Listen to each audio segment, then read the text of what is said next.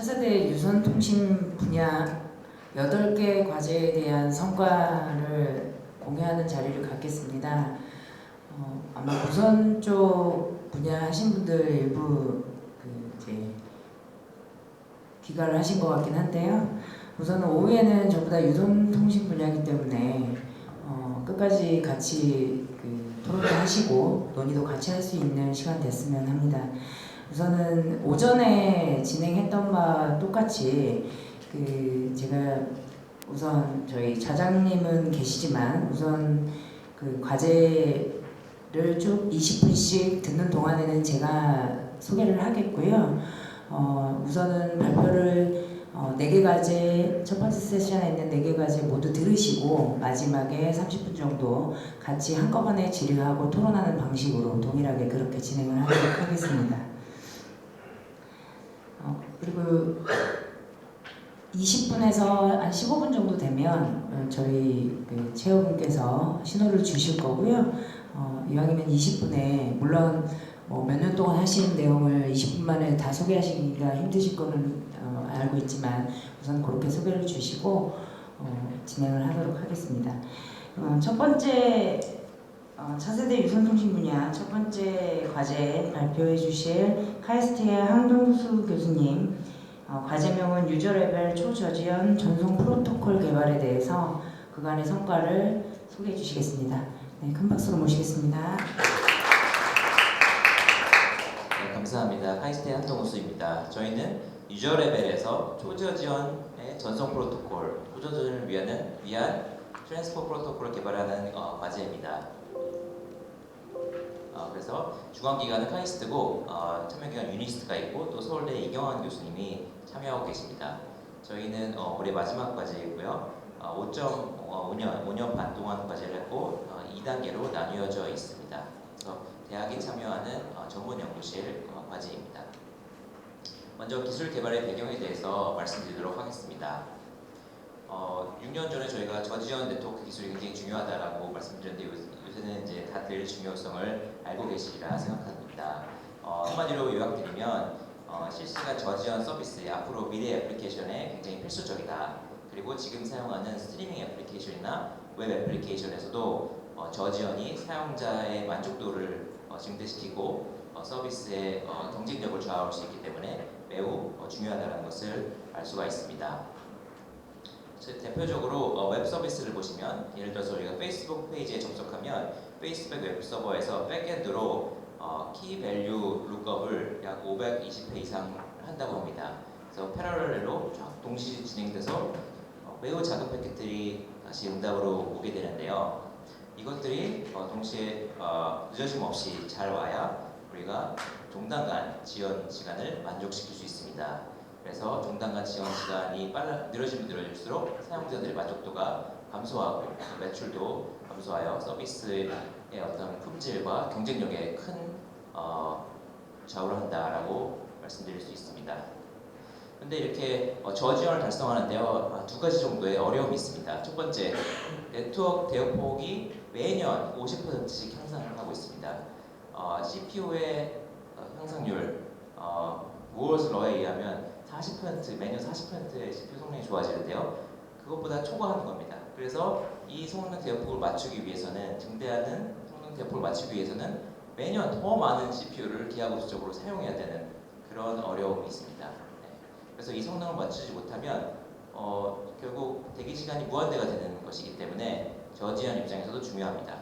그리고 또한 두 번째 문제는 하드웨어의 지연 성능이 매년 10% 정도밖에 향상되고 있지 않습니다. 그래서 획기적으로 지연 성능을 좋게 만들려면 소프트웨어, 특히 트랜스포 레이어, 전송 계층의 연구가 많이 필요한 실정입니다.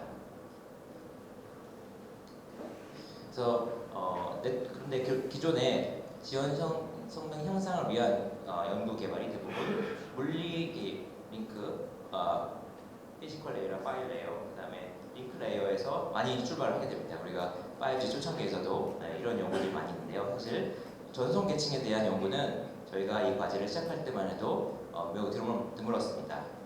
네, 전송 계층의 이제 엔드 투 엔드의 지연 원인을 보시면요, 매우 많은 요소로 구성되어 있음을 보실 수가 있습니다.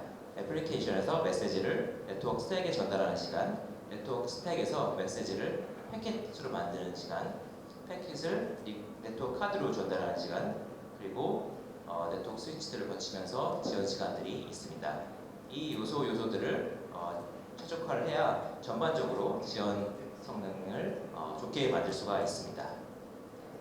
그런데 저희가 보았을 때 기존의 리눅스 스택은 얼마나 잘하고 있느냐, 이제 기존의 리눅스 스택에 조금만 부하를 가해도 지연 성능이 굉장히 올라가는 것을 보실 수가 있습니다. 그래서 테일 레이턴시라고 하는데 꼬리 응답 시간이 굉장히 빨리 증가하심을 볼 수가 있습니다. 이 이유는 네트워크 스택이 커널 네트워크 스택이 굉장히 비효율적으로 만들어졌기 때문입니다. 저희가 이게 측정한 결과를 인용했는데요. 커널에서 약 83%의 CPU 사이클을 사용하고 나머지 애플리케이션에서는 17%밖에 사용하지 못하게 됩니다. 이게 굉장히 빠른 속도로 패킷을 TCP/IP 패킷을 처리했을 때 이러한 결과가 나오게 됩니다. 그래서 이런 문제를 해결하고자 유저 레벨에서 커널을 우회한 스택을 사람들이 만들기 시작했습니다. 대표적으로 콰이스에서 만든 MTCP라는 것이 있는데요. 이것은 초당 처리량, 뚜루풋은 굉장히 증대시켰는데요. 사실은 레이턴시 측면, 지연 성능 측면에서는 커널보다 조금 안 좋았습니다. 그래서 저희 과제에서는 지연 성능도 굉장히 좋게 만들고 또 뚜루풋도 좋게 만드는 그러한 목표를 설정하고 과제를 진행하였습니다. 그러면 과제 목표와 범위에 대해서 조금 더 자세하게 말씀드리도록 하겠습니다. 최종 목표는 네트워크 전송 프로토콜들을 사용자 공간, 코널 스페이스가 아닌 유저 스페이스에서 최적화하여서 전송 지연을 기존의 최대 10분의 1 이하로 감축하는 것입니다. 그래서 이것을 위해 유저 레벨 스택을 저희가 활용하고요. 두 번째로는 CPU에 너무 과부하가 걸리니까 그것을 오프로딩하기 위해서 스마트 딕 또는 프로그래머블 딕을 활용하고, 그리고 저지연 애플리케이션에 특화된, 예를 들어서 비디오 스트리밍 등에 특화된 전송 메커니즘을 개발하고 저지연 네트워크 환경을 위한 혼잡 지연, 컨제션 컨트롤을 개발한다 라는 이 네 가지가 합쳐져서 종합적으로 종단간 저지연을 달성한다라는 것이 저희 과제의 계획입니다. 그래서 저희가 5.5년 동안 처음에 기반 기술부터 그리고 전송 계층을 만들고 그것을 애플리케이션에 적용하고 통합하는 과정을 거쳤습니다. 그래서 아까 서두에 말씀드린 카이스트와 유니시트 서울대에 이렇게 이루어져 있습니다. 그러면 저희가 한 연구 중에서 대표 연구 성과를 세 가지 분야로 나누어서 설명을 드리도록 하겠습니다. 먼저 스마트 닉을 활용한 저지연 네트워킹 스택입니다. 스마트 닉을 활용하여서 TCP/IP, TLS, 퀵, 그리고 L7 프록시 이런 다양한 전송 계층을 가속화한 연구를 저희가 진행하였고요. 그 중에 NSDI라는 네트워크 시스템 분야의 가장 탑 컨퍼런스인 NSDI라는 학회에 두 논문을 제출하였습니다. 이 분야에서 핵심 아이디어는 TCP 스택이 여러 가지 일을 하는데요. 일부를 스마트 닉에 오프로딩하게 됩니다. 스마트 닉이 사실 암코어로 주로 이루어져 있고 파워 버짓이 있기 때문에 CPU보다는 성능이 좋지 않습니다. 하지만 충분히 많은 일들을 할 수 있기 때문에 CPU와 스마트 닉이 할 수 있는 일을 저희가 잘 나눴습니다. 여기서 CPU는 헤더 TCP/IP 헤더를 생성하고요. TCP 연구할 관리를 하고 그 헤더만 네트워크 카드에 주면 네트워크 카드가 내용을 알아서 채워놓고 인크리션까지 해서 전달하는 이러한 시스템을 구현하였습니다. 그래서 예를 들어서 키밸류 애플리케이션인 레디스 애플리케이션은 꼬리 응답 시간을 10분의 1 수준으로 감축하고요. TLS 핸드쉐이크는 5.9배 성능이 향상시키고 TCP는 6.5배 빠르게 만들고 TLS의 그 암호 문 전송 성능은 12배 이상으로 성능을 향상시켰습니다. 여기 그래프에 보시면 X축에 코어의 개수가 CPU 코어의 개수가 있는데요. CPU 코어 한 개만 활용하여도 지금 뚜루풋이 78.1 gigabit per second이 나오게 만들 수가 있었습니다. 그래서 매우 효율적인 시스템을 저희가 구현했고요. 두 번째는 줌과 같은 실시간 협업 시스템을 위한 혼잡 제어 기술입니다. 저희가 모바일 환경에서 이런 줌을 많이 사용하는데요. LTE나 5G 등 특별한 셀룰러 네트워크의 환경에 적응이 느립니다. 기존 기술이. 그래서 송신단의 버퍼 대기 시간이 증가하고 있는 동단간 지원 시간을 증가시킵니다. 그리고 다대다 커뮤니케이션 상황에서는요, 각 노드들이 밴드위드에 맞게 서로 협조해서 총 전송량을 맞춰줘야 되는데요. 그 협조하는 방식이 서버를 통해서 이루어지기 때문에 서버의 부하가 증가하고 문제가 있습니다. 그래서 이런 것들을 해결하는 연구를 하였습니다. 첫 번째, 수신단에서 패킷 도착 시간을 기반으로 셀룰러 네트워크 안에 큐잉이 얼마나 되어 있는지를 판단하여서 혼잡을 인지합니다. 그래서 혼잡할 경우 전송률을 낮춰달라고 통신단에 요구하게 되는 이러한 혼잡 제어 기법을 도입하고요. 두 번째, 통신단에서 애플리케이션이 지금 커널 안에 버퍼가 얼마큼 있는지, 전송 레이어 안에 버퍼가 얼마큼 있는지를 추정하고 그것을 버퍼가 많을 때 전송률을 낮춰서 전송률을 반영하는 제로 웨이트 전송 기법을 개발하였습니다. 그리고 다대다 커뮤니케이션 시 각각의 스트림을 얼마큼 보낼 수 있는지를 제어하는 기법을 분산 알고리즘을 통해서 해결하였습니다. 그래서 결과를 보시면 종단간 지원 시간은 기존 다대다 실시간 협업 시스템 대비 4분의 1로 감축하고 맥시멈 패킷 딜레이, X축의 맥시멈 패킷 딜레이는 리눅스 TCP 큐빅 대비 10분의 1 수준으로 감축할 수가 있었습니다. 마지막 대표 연구 성과는 비디오 스트리밍 환경에서 대역폭 절감 및 실시간 화질 개선입니다.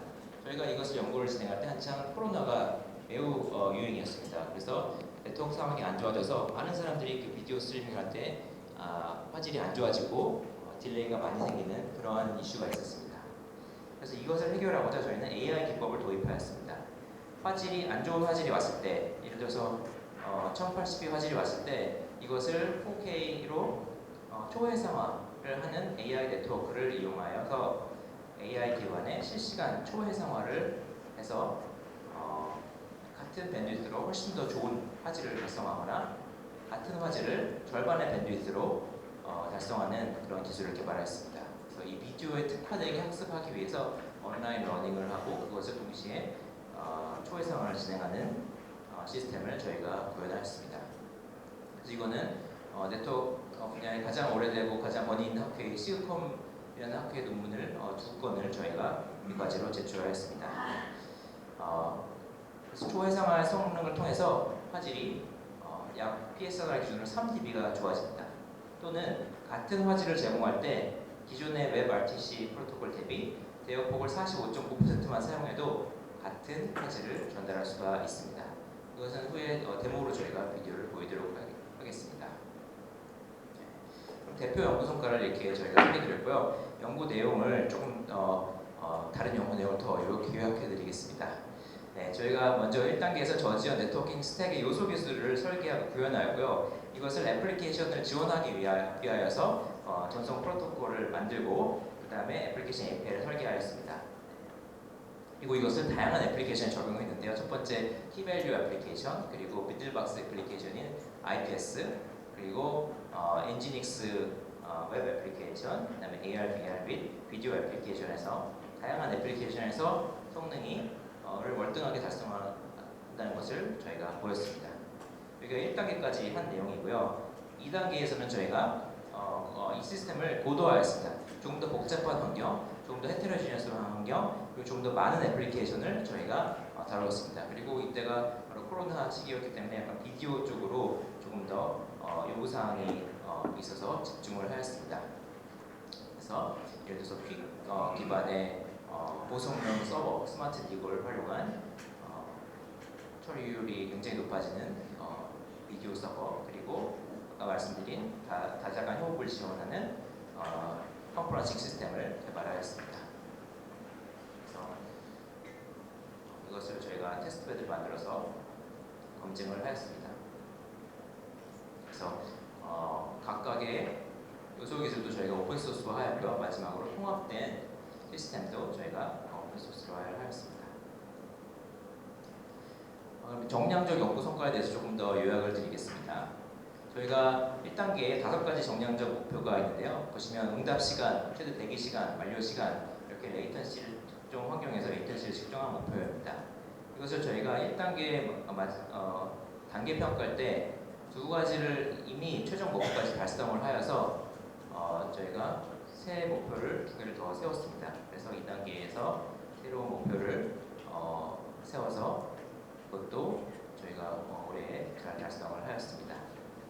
그래서 이게 객관적인 공인 시험 검증 관찰을 거쳐서 달성하였고요. 저희가 이 전문 연구실 과제이기 때문에 저희는 훌륭한 논문을, 우수한 창의적인 논문을 제출하는 데 되게 노력을 많이 기울였습니다. 그래서 보시면 네트워크 시스템 분야의 최우수 학술대회 CS 랭킹다 ORG도 올라가 있고 정보과학계나 AIPP도 최우수 학회로 인정한 UGX OSTI, ACM, CUCOM, 모비컴, NSTI 등 많은 논문을 출판했고요. 최우수 학술대회 17편 그리고 한국에서 출판한 이제 최우수 학술대회 한국에서 나온 논문, 네트워킹 분야에 나온 논문들을 저희가 이 과제에서 거의 대부분 주도했다라고 이해하시면 되겠습니다.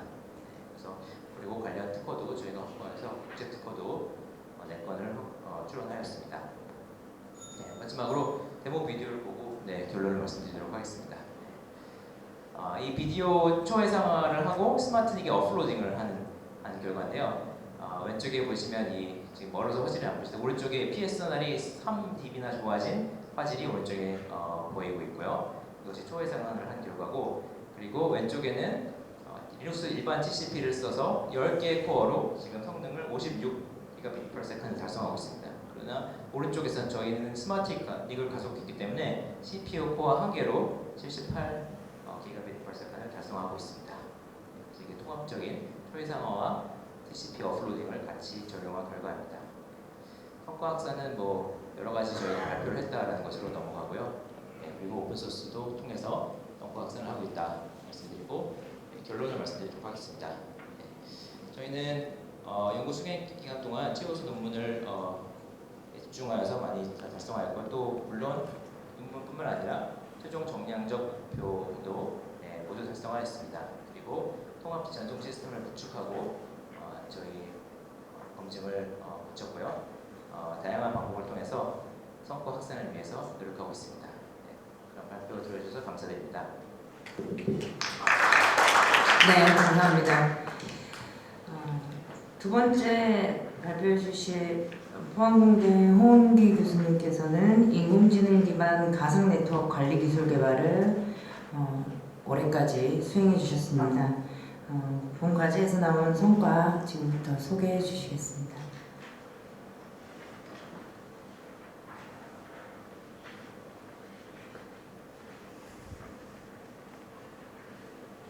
네.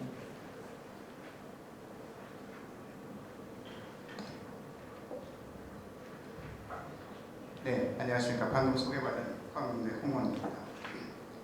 저희 연구과제 인공지능 기반 가상 네트워크 관리 기술 개발의 결과에 대해서 보고 드리도록 하겠습니다. 과제 배경, 개요, 저희 연구 및 개발 목표, 연구 개발 결과물, 정량적 실적에 대해서 말씀드리고 마치도록 하겠습니다. 과제 배경입니다. 이 다이어그램은 전 세계 텔코 네트워크와 비슷하게 구축이 되어 있는 아주 심플파이된 모델인데요. 대용량 백본 라우터, 엣지 라우터들, 스위치들, 그다음에 데이터 센터 서버들이 굉장히 많이 있고요. 그 해외 또는 국내 타 사업자들과의 망을 연결을 해놓고 그 이메일이라든가 웹 브라우징 하는 베스트 서비스를 제공을 하고 있고요. 또 그 VPN이라든가 인터넷 전화, IPTV 같은 프리미엄 서비스를 그 MPLS망 기반으로 해서 서비스를 제공하고 있고, 3G, 4G, 5G, 이제 몇 년 후에는 6G도 이 프리미엄망을 통해서 서비스가 되고 있습니다. 이러한 텔코 네트워크는 굉장히 크고 다양하고 복잡한 장비들로 오랫동안 구축이 되어 왔고요. 원래 전화 위주의 서비스에서 그 인터넷, 모바일 시스템까지 다 서포트하고 다양한 서비스들을 서포트하기 위해서 다양한 그 미들 박스들, 그 네트워크 펑션 박스들이 추가가 됐습니다. 여기 노란 색깔로 된 게 대표적인 것인데 그 텔코들마다 뭐 수만 대에서 수십만 대의 네트워크 장비들, 라우터, 스위치들 뿐만 아니라 이러한 미들 펑션 박스들이 수만 대, 뭐 수십만 대씩 구축이 되고 이것들은 대부분 굉장히 비싼 프로프라이터리 하드웨어와 소프트웨어로 구축이 돼서 굉장히 코스트가 많이 드는 그러한 컴포넌트들입니다. 이 환경에서 여러분들도 잘 아시다시피 아이폰 시대가 태어나고 그 다음에 다양한 이제 그 스마트 기기들을 통해서 그 네트워크 트래픽은 기하급수적으로 향상이 됐습니다. 많아지고 있는데 그거를 이제 서포트하기 위해서 그 유선망 쪽에 엄청난 그 증설을 해왔고요. 그리고 이제 다양한 또 경쟁 때문에 4G, 5G 네트워크도 비용이 많이 들지만 이제 구축을 해서 좋은 서비스를 제공을 하려고 네트워크를 구축을 해왔고 그거는 이제 국내 사업자들뿐만 아니라 전 세계 사업자들이 마찬가지입니다. 이러다 보니까 이제 CapEx, OpEx가 자동적으로 많이 올라간 상황이고요. 반면에 그 비즈니스 모델 측면에서 이제 아이폰 시대가 오면서 기존의 레버뉴 쉐어링을 컨텐트 프로바이더와 텔코들이 하던 시대에서 컨텐트 프로바이더, 앱 디벨로퍼들과 이제 애플과 구글이 레버뉴 쉐어링하고 텔코 쉐어는 이제 거의 없는 형태로 된 것이죠.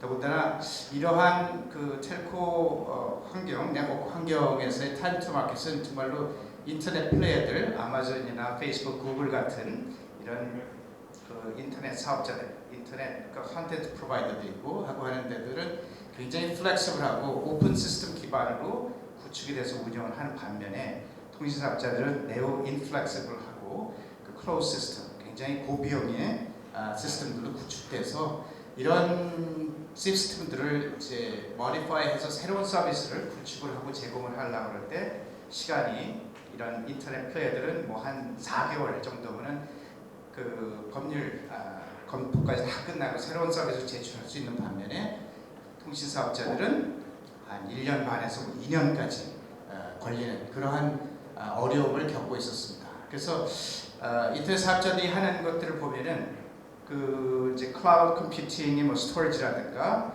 그다음에 베어메탈 서버들, 데이터 센터들을 많이 구축을 하면서 그 자기네들이 디자인한 이러한 서버들을 그다음에 스위치들을 그 대만이나 중국 업체들한테 주고서는 개발을 해오게 하고 거기에 이제 이런 하드웨어의 소프트웨어를 리눅스라든가 아파치라든가 오픈소스 무료로 쓸 수 있는 것들을 대부분 사용을 해서 굉장히 저렴하게 플렉시블하고 다이내믹한 환경을 구축을 해서 운영을 하고 서비스를 해왔습니다. 반면에 이제 텔코 사업자들은 수십만 개 네트워크 장비로 서비스를 제공하고 이런 장비들이 아까 말씀드린 굉장히 비용이 많이 들면서 인플렉시블한 그런 환경으로 사업들을 해왔습니다. 그래서 이제 그 텔코들이 이런 인프라 변화가 우리도 인터넷 사업자들 같이 할 수 있을까 하고 하는 생각들을 많이 해왔습니다.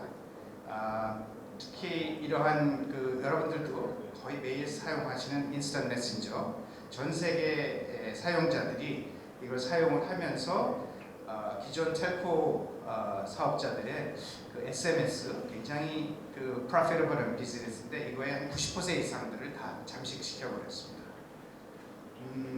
그래서 비용은 늘어나는 반면에 수익성은 감소하고 어떻게 하면 이 친구들과 경쟁을 할 수 있을까 그리고 서바이브 할 수 있을까 하고 하는 큰 고민들을 전 세계 텔코들이 다 같이 해왔습니다. 그러면서 한 10년 전에 나온 이 SDN NFV라고 하는 그 Software Defined Networking 기술과 그 Network Function Virtualization 아까 말씀드린 네트워크 그 미들 박스들, 블랙 박스들을 소프트웨어라이즈하고 virtualize 시켜서 하는 그러한 환경들로 그걸 이제 통틀어서 네트워크 소프트웨어라이제이션이라고 부르는데요. 이런 인프라를 구축을 하자라고 이제 생각을 하기 시작했습니다. 그래서 이제 우리 컴퓨팅 패러다임을 보면은 메인프레임에서 x86 기반으로 넘어가고 하드웨어와 소프트웨어가 디세그리게이트 되는 그러한 패턴으로 넘어왔죠. 그래서 이거는 거의 지난 20년 정도 걸쳐서 넘어왔고 이런 마이크로소프트나 구글이나 페이스북 이런 아마존이나 이런 데들은 벌써 한 10년 전부터 이런 모델을 사용을 해서 데이터 센터를 구축을 하고 운영을 해왔고요. 이런 모델로 텔코 사업자들도 이제 넘어가야 되겠다.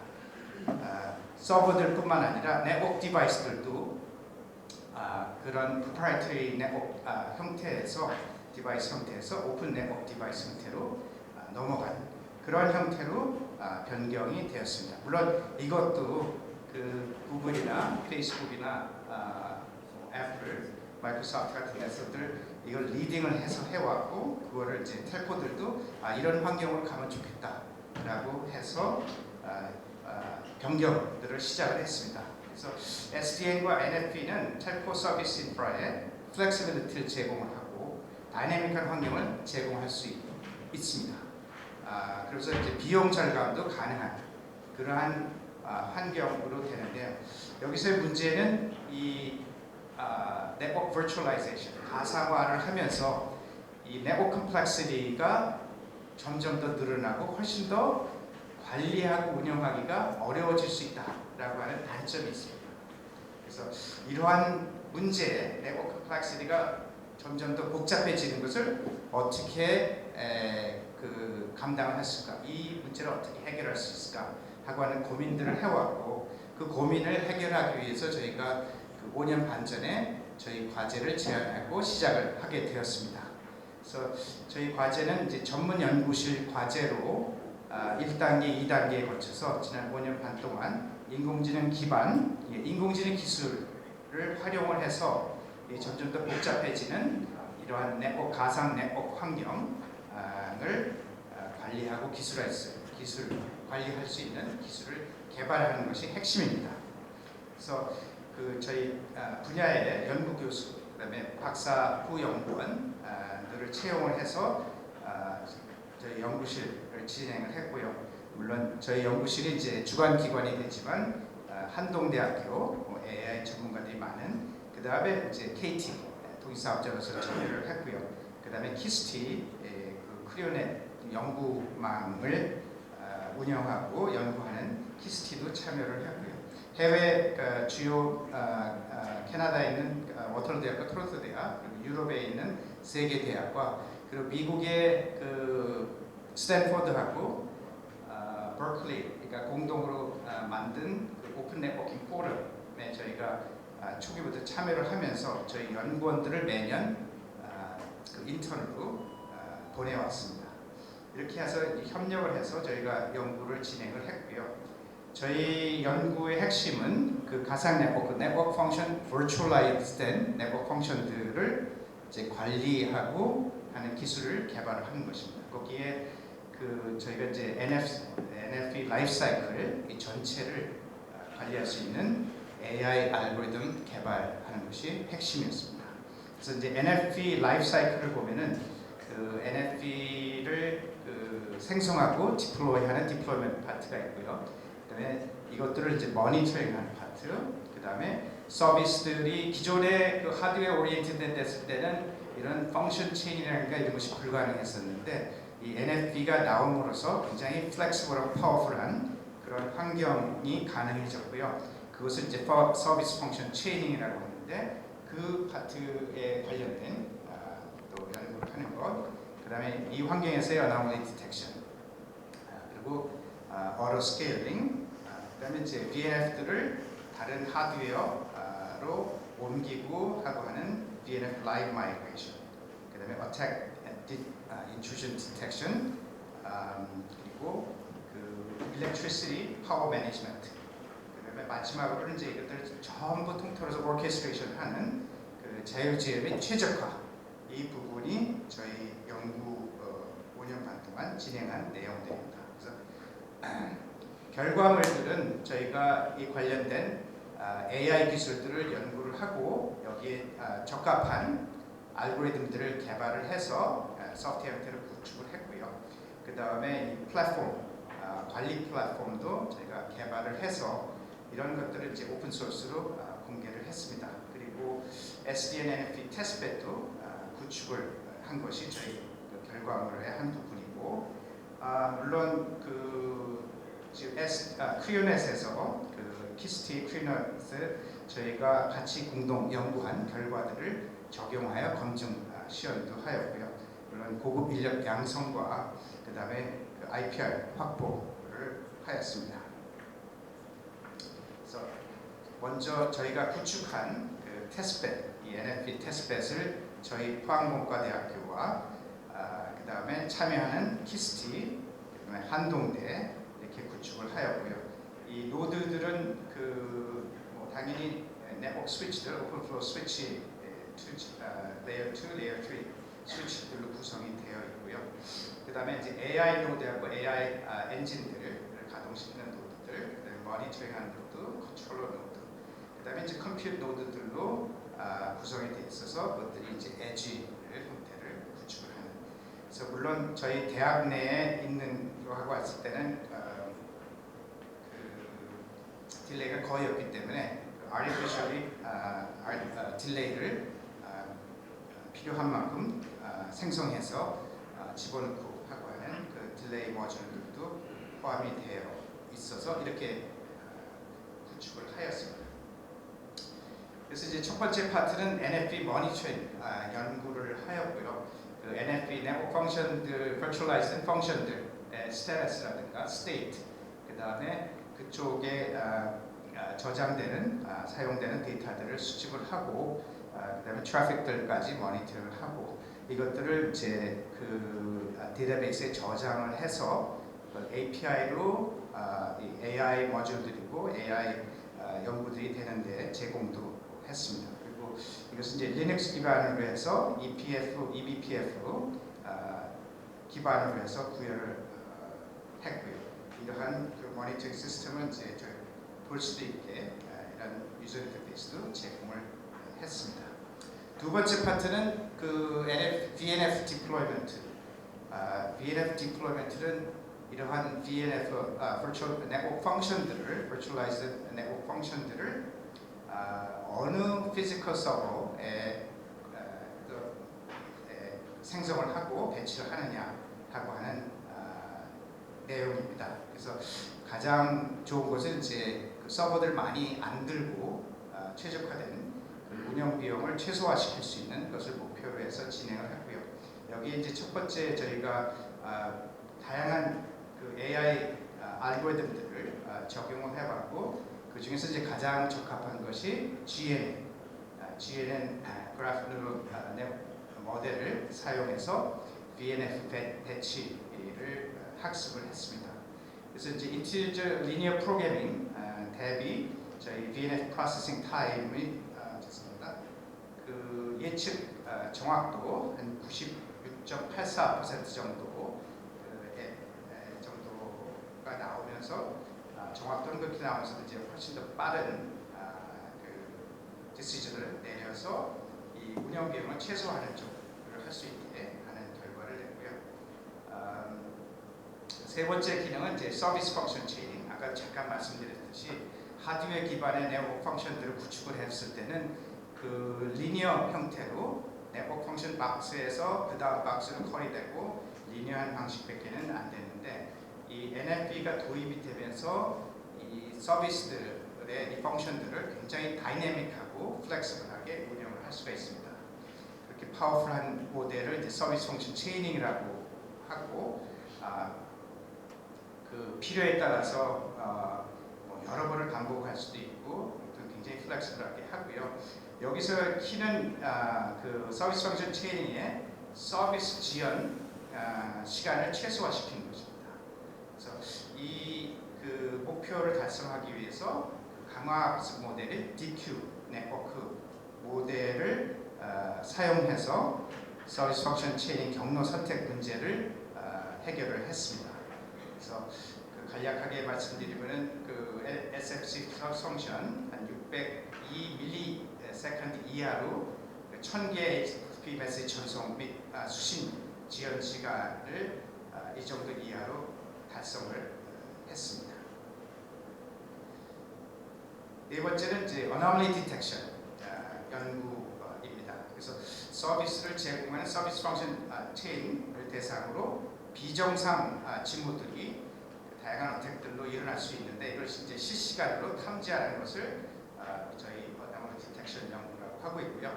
그 VNF 데이터를 수집하고 이용을 해서 SF의 비정상 상태를 판별을 하는 것을 목표로 하고 이 문제를 해결하기 위해서 그 supervised learning 중에 하나의 알고리즘이 recurrent neural network (RNN을) 이용을 하고 그다음에 트랜스포머 이렇게 요즘 잘 아시는 GPT, 챗GPT에 사용된 트랜스포머 모델로 사용을 해서 비정상 징후 탐지 정확도를 92% 정도 달성을 하였습니다. 다음은 어로 스케일링. 그래서 어로 스케일링은 이제 네트워크의 로드가 많아지면은 이런 VNF들을 더 많이 생성을 해서 사용하고 그렇지 않으면 반대로 줄이는 그런 행동을 하는 것인데요. 그래서 거기에서는 이제 그 중요한 건 이제 SLA, Service Level Agreement Mean Violation을 넘기지 않도록 그래서 줄이는 그런 목표를 하기 위해서 저희가 또 강화학습 모델인 DQ 네트워크 모델을 이용을 하였고 서비스 mean violation rate를 1.6% 이하로 낮췄습니다. 그리고 VNF Live Migration. 그래서 이 운영을 하다 보면은 이런 VNF들을 다운타임에서 다른 서버들로 옮긴다든가 아니면 장애가 일어나서 다른 쪽으로 옮긴다든가 이런 VNF를 가동하면서 라이브하게 이동시키는, 마이그레이션 시키는 그런 기능이 필요한데요. 그래서 이런 중요한 것도 이제 서비스 단절을 최소화하면서 마이그레이션 시키게 하고 하는 것이 목표였습니다. 그래서 여기서도 지금 FNN에서는 FNN 모델을 사용을 해서 달성을 하였습니다. 그리고 이제 파워 매니지먼트 하는 쪽으로 해서 저희가 또 그 강화학습 모델, PPO 모델을 사용해서 전력 소모를 한 56% 정도 감소하는 것을 달성을 했고요. Attack and Intrusion Detection 연구 개발 해서 여기서도 이제 RNN 모델과 그 트랜스포머 이걸로 그 Supervised Learning 알고리즘을 사용을 해서 이런 Attack and Intrusion Detection을 탐지 정확도를 한 94% 정도 달성을 했습니다. 마지막으로 이러한 NFV 관련 라이프 사이클 매니지먼트 관련된 연구들 다 통틀어서 마지막으로 전부 다 조화를 이루어서 이제 매니지먼트 시스템 개발하는 것을 했고요. 그래서 궁극적으로 이제 지오 터치 네트워크 관리 프레임워크를 그걸로 하고 저희가 이것을 이제 디자인하고 개발을 했습니다. 그래서 데모까지 했고요. 저희가 이제 목표를 했던 이 목표들을 매년 저희가 측정을 하고 달성을 했고 여기에 보이지 않았지만 저희가 그 H3의 그 평가기관에서 평가를 받고 다 패스를 한 2주 전에 다 마쳤습니다. 그리고 저희 그 정량적 실적으로는 특허 계획보다도 더 많이 국내 국제 출원과 등록을 마쳤고요. 원래 연구 논문들은 목표에 없었지만 당연히 저희가 연구를 하면서 그 SCA 저널과 국제 국내 컨퍼런스 그리고 기고서를 했고요. 그 마지막으로 이제 저희가 표준화 실적 저희 과제에서 이 9개의 TT의 국내 표준을 제안을 했고 채택이 지난달에 됐습니다. 그래서 이렇게 9개 표준도 달성했다는 거. 네, 그래서 시간이 좀 1분 정도 지났는데 죄송한데요. 저희가 그 아까 초기에 말씀드렸던 이런 텔코 환경의 어려운 문제들을 해결을 하기 위해서 그리고 점점 더 복잡해지는 환경을 이 AI 기술로 달성할 수 있지 문제들을 해결할 수 있지 않을까. 그래서 저희가 한 7년 전부터 고민을 하고 요즘 AI가 굉장히 핫하고 많은 데 적용이 되고 있죠. 그런 연구를 저희가 6년 전부터 시작을 해서 제가 제안한 그보다도 달성을 했고 그러나 아직 이것이 다 끝난 건 아니고 더 이쪽으로 연구를 해야 된다라고 하는 말씀을 드리고 제 발표를 마치도록 하겠습니다. 감사합니다. 네, 감사합니다. 세 번째 과제 발표입니다. 한국전자통신연구원의 정한석 박사님께서 비욘드 5G 광 액세스 고속화면 슬라이싱 기술에 대한 성과를 발표해 주시겠습니다.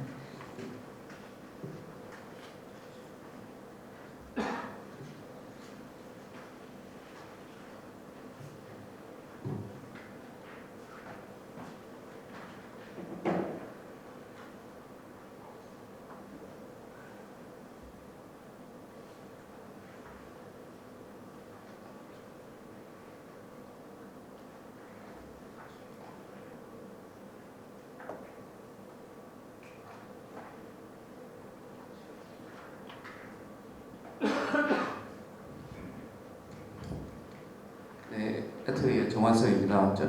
저희 애트리가 이 과제의 주한 연구기관을 맡고 있고요. 통신사업자인 SKT, SKB, 그리고 HF, 장비사업체인 HFR, 그리고 광트랜시브 업체인 오이솔루션이 이 과제를 같이 하고 있습니다. 먼저 이 3단계로 나눠서 설명드리겠는데요. 먼저 과제 개요를 말씀드리고, 주요 추진 분야 및 내용, 그다음 실적 이렇게 해서 말씀드리겠습니다.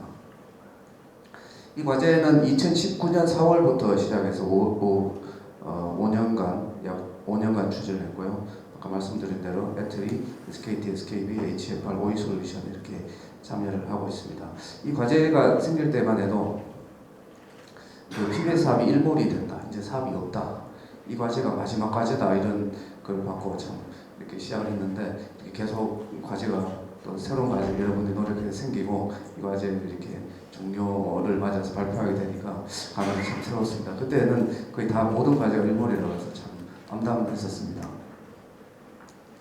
이 과제는 광 액세스망에 관한 것인데요. 광 액세스망은 잘 알고 계시다시피 이렇게 통신국사가 있고 우리가 있는 건물이나 이런 사용자들이 있는데 이제 이 과제 기본적으로 폰에 관한 건데요. 폰은 전통적으로 이제 파이버 투 더 홈에서 이런 건물이나 집에 초고속 인터넷을 주는 것뿐만이 아니라 최근에는 그 영역을 넓혀서 모바일 백콜이라든지 심지어 프로토콜까지 적용을 해보고 인도어망까지 이렇게 들어오고 있습니다.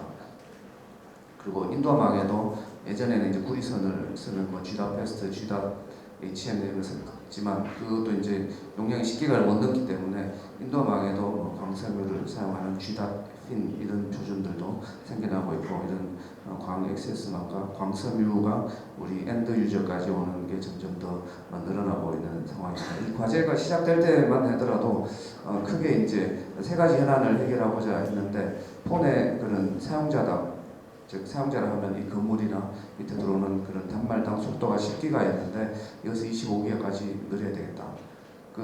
저희 집만 해도 요새 이제 OTT를 많이 보니까 동시에 OTT를 한 3개씩 보고 옆집도 보고 이렇게 하니까 속도가 떨어져서 화질이 막 이렇게 떨어지는 그런 현상, 넷플릭스 화질이 떨어지는 그런 현상들도 최근에 나오고 그러더라고요. 두 번째는 4G에서 5G, 이제 6G까지 준비하고 있는데 이렇게 캐리어 주파수가 무선 캐리어 주파수가 높아지니까 이렇게 전파의 도달 거리가 짧아지고 그러면 이제 광섬유를 더 많이 이렇게 포설이 돼야 되는 그런 상황이라서 언제 어디서나 어느 곳이나 쉬운 광 연결을 할 수 있는 솔루션을 좀 개발해보죠.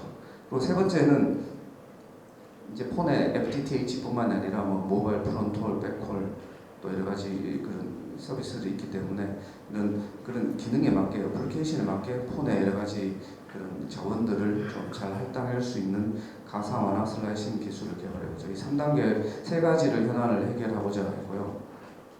그래서 트래픽 폭증은 ONU당 25기가의 속도를 제공해주는 고속화 기술, 그리고 이런 전통적으로 이제 통신에서는 고속을 필요로 하는데 고속화뿐만이 아니라 이런 그 사용자 이런 건물에 있는 데까지 빠르게 트래픽을 전달해서 공장이라든지 아니면 비즈니스 또 아니면 모바일 이런 데 빠른 그 서비스를 제공해 줄 수 있는 지연을 줄이는 여기서는 이제 광장비의 지연을 줄이는 기술입니다. 그런 초저지화 기술 그리고 가상화 기술 즉 예전에는 이 통신 장비가 이렇게 뭐 지금도 이런 장비를 많이 쓰지만 이렇게 목적에 맞게 딱 짜여진 마치 그 퍼즐 같은 이런 블락이었다면 필요에 따라서 이런 퍼즐 블락을 재조립하는 기능을 이렇게 유연하게 바꿔낄 수 있는 레고 블락 같이 이렇게 만들어서 초고속 인터넷에는 초고속 인터넷에 맞는 레고 블락 그리고 모바일에는 모바일에 맞는 레고 블락을 끼워서 이렇게 장비를 재구성할 수 있는 그런 기능을 개발하는 세 가지로 제가 했고요. 글로벌 로드맵이나 표준화 동향 측면에서 봤을 때도 과제가 시작한 2019년에는 이제 10기가에서 25기가로 넘어가고 있는 시점이었고 그런 과제 진행 중에 25 GS 폰이라든지 여러 가지 표준들이 많이 생기고 잘 온라인돼서 과제를 추진했습니다. 연차별 주요 내용을 올 처음 이제 설계를 하고 3년 차에 한번 연동 시험을 하고 올해 통합 시험을 하고 통상적인 그런 단계로 다양한 기술들이 머지돼서 서로 통합 시험을 하는 것을 계획을 했습니다.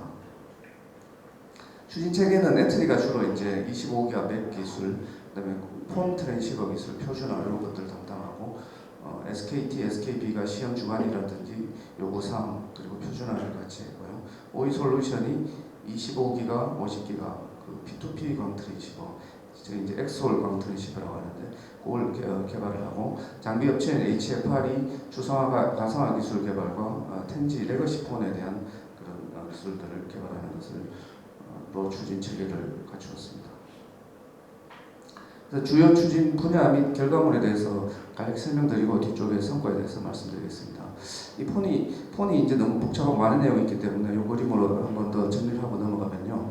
저희가 과제에서 추구하는 것은 이렇게 맥과 파이가 주로 들어가 있는 걸 이제 피지컬 폰이라고 해서 이렇게 피지컬 폰과 버추얼 폰. 그래서 앞서 교수님들께서 이제 소프트웨어라이제이션에 대해서 말씀해 주셨는데 이런 버추얼 폰, 피지컬 폰과 버추얼 폰으로 나누고 이것을 오픈 인터페이스로 연결하는 그런 게 되었고 이 버추얼 폰은 A사, B사 또는 A사에서 여러 가지 모델들이 있으면 그런 것을 모두 이렇게 수용할 수 있는 그런 구조로 만들어져 있습니다. 그래서 크게 3대 분야가 있는데요.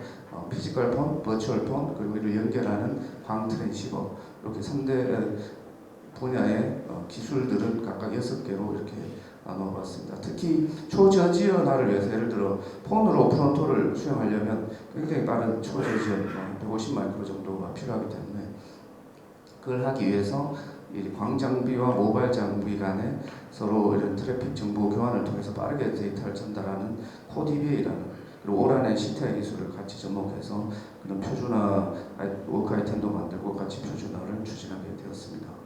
좀 더 복잡한 이야기인데요. 이 폰에 이제 그 피지컬 폰에 주로 맥파이와 CTI, 코DBA 관련해서는 크게 4가지 기술들이 있습니다. 이렇게 굉장히 빠르게 이렇게 패킷을 분할을 해주고 폰에 여러 가지 필요한 기능들을 모두 구현해야 되는 것은 당연하고요. 그리고 이제 이게 버추얼 폰과 피지컬 폰을 나눴기 때문에 피지컬 폰에서 버추얼 폰과 연동할 수 있는 기능 그리고 모바일 장비, 즉 5G DU나 CU랑 이렇게 정보 교환을 통해서 폰에서 그 프론토리 요구하는 그런 빠른 지연을 만족하는 그런 기술과 표준 그리고 표준 특허를 획득했고요. 그리고 아직까지 이 5G 장비 중에 이 실제 CTI 인터페이스가 있는 것들이 없기 때문에 그걸 에뮬레이션할 수 있는 에뮬레이터, 특히 그런 심볼 단위로 트래픽을 직접 만들어내는 그런 것들 개발을 해서 이 모든 것들 하나의 FPGA 안에 이렇게 넣고 25기가 폰 OLT를 보시는 것 같이 이렇게 만들었습니다.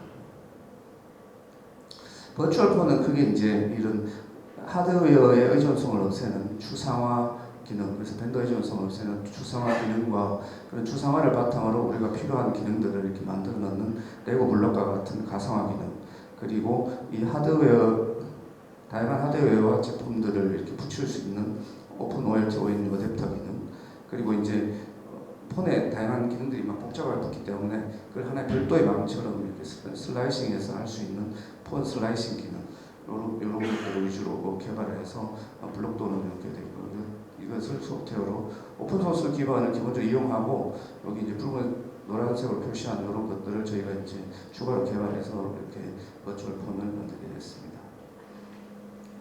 그리고 실제 연결은 이제 광 트랜시버를 통해서 하는데요. 저희가 이제 폰에서는 폰 트랜시버 애트리가 같이 개발을 해서 주로 폰은 상향이 시간분할 다중화를 통해서 미디엄을 실행하기 때문에 그런 벌스 모드 기능을 중점적으로 개발했고요. 그 엑스올 트랜시버는 그러니까 P2P 한 가닥의 광섬유로 양방향 전송을 가능하게 하는 이런 P2P 트랜시버의 경우에는 애트리가 이제 이 과제가 시작되면서 표준 어카이팅을 같이 만들고 그래서 선제적으로 표준화를 하고 표준 특허를 확보를 했고요. 오이솔루션이 그걸 기반으로 소형 트랜시버에 이렇게 맞는 패키지라든지 그 패키지가 또 열을 방출을 잘해서 이런 마이너스 40도에서 85도까지 동작할 수 있는 이런 그렇게 기능을 갖는 광 모듈이라든지 그리고 트랜시버의 여러 가지 기능들을 같이 개발을 하였습니다. 그래서 대표 결과물 이거 이외에도 뭐 있지만 대표 결과물들은 이렇게 네 가지로 이렇게 볼 수 있고요. 스펙들을 이렇게 했습니다. 스펙들을 보면 마치 이렇게 무슨 브로셔 같이 이렇게 보이는데요. 이 상세한 주요 기능들만을 이렇게 표시를 했습니다. 그래서 실적 및 주요 결과의 성과에 대해서 뭐 제가 성과 교류회라고 해서 주요 성과 위주로 정리를 해봤는데요. 기술적 성과, 학문적 성과, 사업적 성과 이렇게 세 가지로 구분해서 만들어봤습니다. 먼저 기술적 성과로서는 제가 3000년도에 이 폰 슬라이싱을 이용해서 그 스마트 팩토리 제어 실험을 한번 해봤습니다. 이게 어떻게 되는 거냐면 배터리 내에서 서로 진행되고 있는 세 개의 과제가 같이 했는데요. 이렇게 장거리에 TSN 기능을 갖는 이런 스위치 과제, 그리고 저희가 폰 과제, 그리고 이동 통신에서 우리가 하는 스마트 팩토리 제어를 하는 이렇게 고글을 쓰고 하는 그런 과제 같이 넣어서 했는데 이 셋업을 보시면 배터리에 저희 영구동에 이제 그 스마트 팩토리 관제 센터가 이렇게 있고요. 실제 스마트 팩토리는 경산에 있습니다. 그러면 이제 폰 슬라이싱을 통해서 비즈니스 서비스를 별도 관리해서 이렇게 가서 이 경산에 있는 생산기술원의 그런 생산 로봇 같은 거를 제어를 하고 이렇게 하는 건데 이게 이제 폰 관점에서의 특징은 뭐냐면 이 관제국이 건물의 어디에서나 어느 지역에 있을 수 있잖아요. 그러면 그 관제국이 놓이게 되면 그 관제국을 폰 슬라이싱을 통해서 따로 이렇게 관리를 해주는 거죠. 이 비즈니스 일반적인 FTTH 서비스와 섞이지 않으면서 레이턴시라든지 이런 것을 보장해 줄 수 있게 이런 걸 한번 실천을 했고요. 저희가 2021년에 그 배터리 대표 성과 수상을 같이 세 개가 제가 같이 운동으로 수상하게 되었습니다. 그리고 원래 9월에 저희가 SK 브로드밴드 동작 정보화 센터에서 실험을 실제 이제 SK 브로드밴드가 가지고 있는 여러 가지 망에 접속을 해서 그 속도 측정이라든지 유튜브 접속 그리고 SK 브로드밴드의 IPTV 연결이라든지를 했고 그다음에 이제 동작 국사에서 분당에 있는 전체 네트워크 컨트롤러, TSN 컨트롤러와 연동해서 이 버추얼 폰이 실제 이렇게 TSN 컨트롤러와 연동을 잘해서 할 수 있다는 가능성을 같이 검증을 했습니다. 그래서 여기 10월 말에 나온 기사인데요. 이렇게 했고 이런 폰 슬라이싱을 통해서 여러 가지 하는 거는 저희가 그 여러 업계에서 그 글로벌하게도 먼저 이렇게 나가고 있다고 말씀드릴 수 있습니다. 그리고 학문적 성과로서는 저희가 그 IEEE 네트워크 매거진이라고 하는 그 SCI 상위 3% 이내 학술지에 초청 논문을 게재했고요. 뭐 광쪽에서 그 메이저 학회라고 할 수 있는 OFC나 ECOC 등에서 초청 논문 6회 이렇게 발표를 해서 여러 가지 저희가 하는 기술들이 관심을 많이 가지고 발표를 많이 하게 됐고요.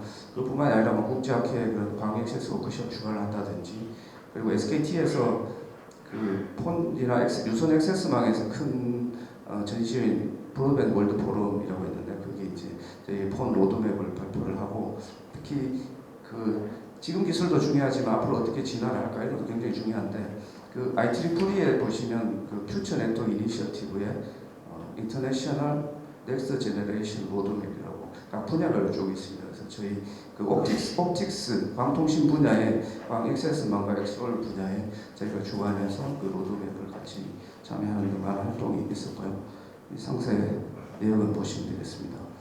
그리고 또 다른 기술적 성과로서 앞서 말씀드렸다시피 하나의 광섬유로 양방향으로 하나의 광섬유를 이용해서 양방향 전송해서 광섬유를 세이브하는 그런 게 이제 P2P 바이다이 기술인데요. 10G, 25G, 50G가 IEEE와 ITU-T에서 표준화가 저희 과제 진행 동안 기간 동안 진행이 됐고 거기에 저희가 이제 그 표준 특허, 즉 표준 특허라 하면 그 표준화에 저희가 이렇게 제안하는 그 특허를 낸 방식이 이렇게 반영이 된 것을 말합니다. 그게 이제 이렇게 P2P 분야의 하나가 됐고요.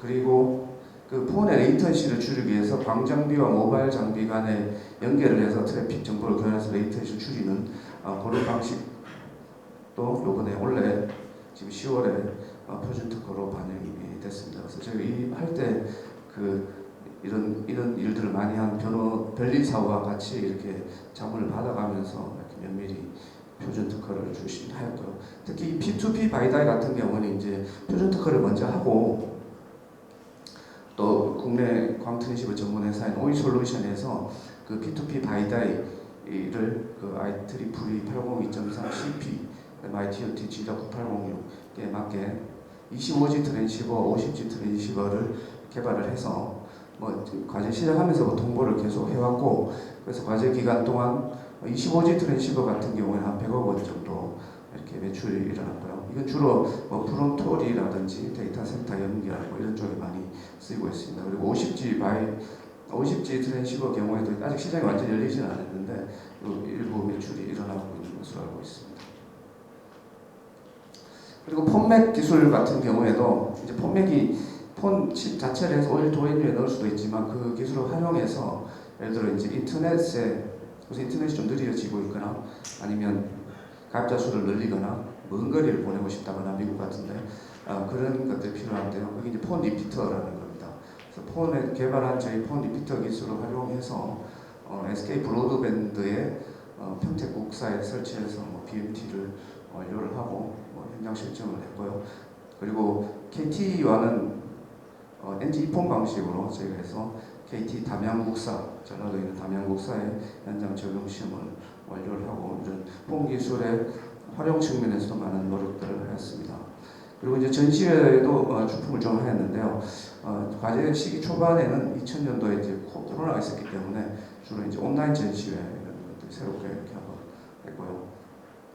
작년에 WTS 20이지만 이게 ITU에서 있는 굉장히 큰 회의인데 작년에 코로나로 밀린 작년에 저희가 그 ITU 표준이 적용된 광역스 기술을 이렇게 전시를 해라 그렇게 삼국 대표로 아직 코로나 끝나지 않았지만 제네바에 가서 이렇게 전시도 하고 뭐 페이스북 라이브 이렇게 발표도 하고 그렇게 했습니다. 그리고 원래 이파 2023에도 이파 넥스트에 출품을 해서 또 전시회를 하고 또 OFC 같은 데는 또 공동연구업체인 오이솔루션 주관으로 같이 참여를 하고 그랬습니다.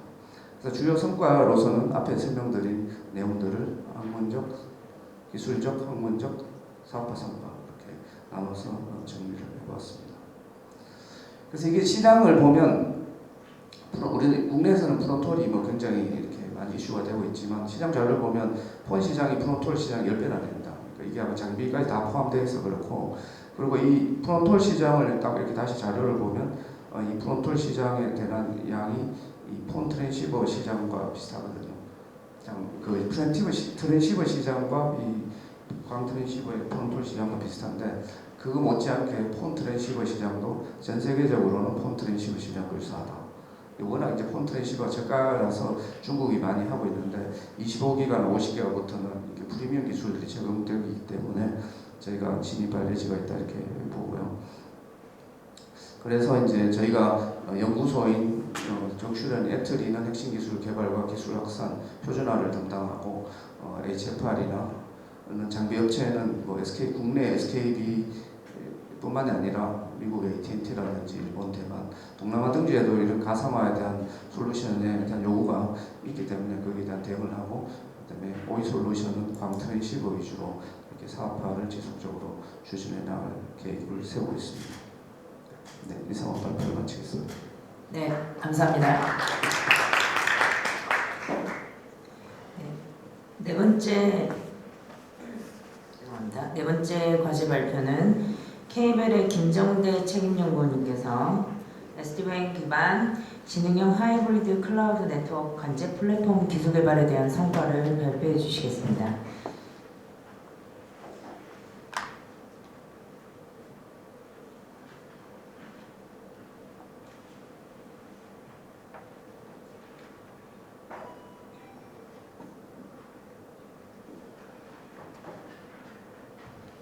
네, 안녕하십니까. 저는 이 과제 주관기관 K벨에 근무하고 있는 김정대라고 합니다. 예, 반갑습니다.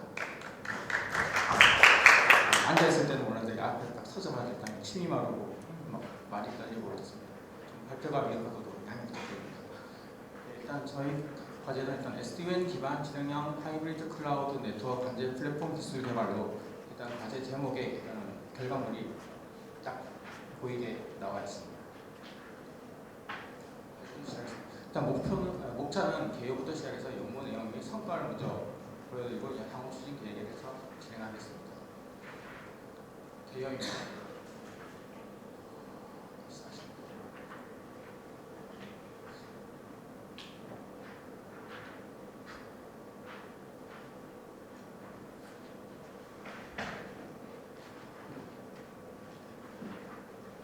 네, 저희 과제는 일단 2021년부터 시작해서 23년까지 총 33개월 진행하였으며 일단 참여 기간은 주관기관 단독으로 진행하였습니다.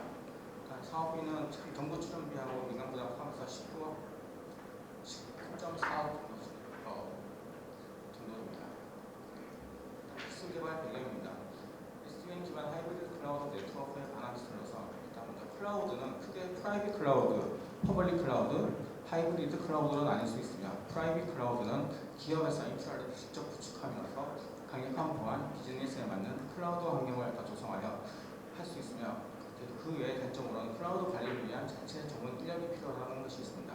퍼블릭 클라우드는 일단 인프라를 직접 구축하지 않음으로 인해 유지 관리가 영리하고 사용에 따른 비용을 지불하고 유동적으로 리소스 활용을 할 수 있지만 데이터가 외부에 존재한다는 리스크를 가지고 있습니다.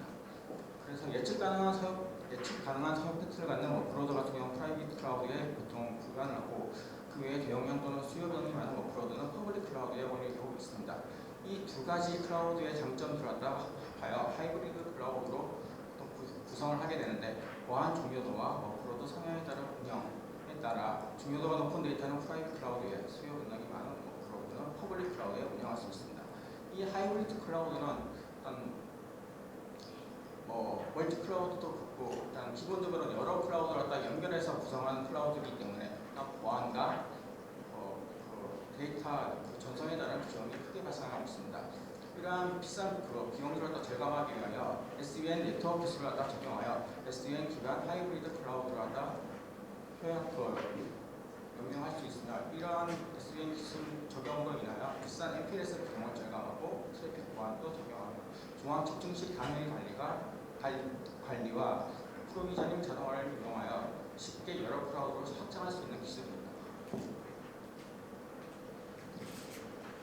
앞서 말씀드린 SD-WAN 기반 하이브리드 클라우드를 관제를 하기 위해서는 현재 기술로는 여러 클라우드에 포함되어 있는 스위치와 엔티티에 대해서 SNMP나 시스로그 같은 경우는 로그 베이스 기반의 모니터링을 진행하며 이러한 베이스 모니터링을 진행 중 장애나 이상 장애가 발생했을 경우 운영자가 직접 그 제어하기 위한 클라우드의 제어 스택이나 네트워크 제어의 관리 툴을 이용하여 직접 제어를 진행하여야 합니다.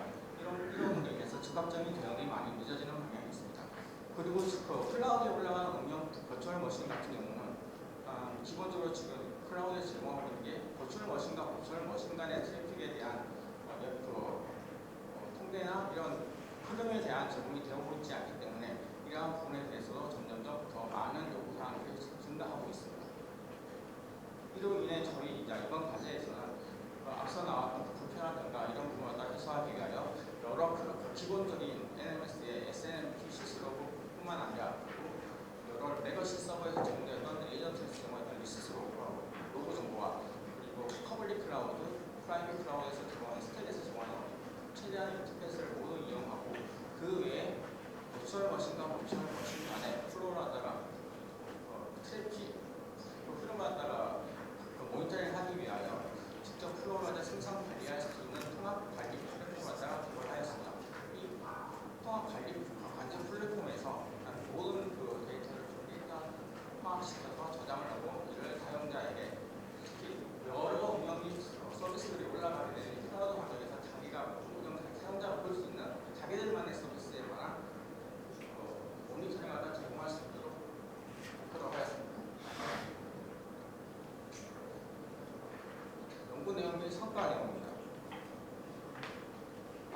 말씀드린 내용을 다시 한줄 요약해서 다시 말씀드리면 일단 최종 목표가 SDN 기반 하이브리드 클라우드 네트워크 환경의 인프라 자원을 빅데이터 기반으로 수집 저장하고 이걸 인공지능 기반으로 시스템 및 서비스의 부하 예측과 이상 장애 탐지를 제공할 수 있으며 네트워크 전체에 대한 플로우 기반 트래픽 모니터링 및 분석 제어를 제공할 수 있는 SDN 기반 지능형 하이브리드 클라우드 네트워크 과제 플랫폼 기술 개발입니다. 이를 위해 세부 연구 내용으로는 빅데이터 기반 데이터 처리 기술과 SDN 기반 네트워크 및 하이브리드 클라우드 구성 관리 기술, 지능형 모니터링 기술 및 지능형 분석 지원 기술, 가상화 자원의 플로우 기반 가시성 확보 기술, 모니터링 및 관제 플랫폼 기술, 그리고 관제 플랫폼의 보호 관련 지원 기술 등이 포함됩니다. 이 과제를 진행하기 위해 연차별 추진은 2000년도에 연구개발 및 설계를 진행하였고 2000년도, 3000년도에 기능개발 및 검증을 진행하였습니다.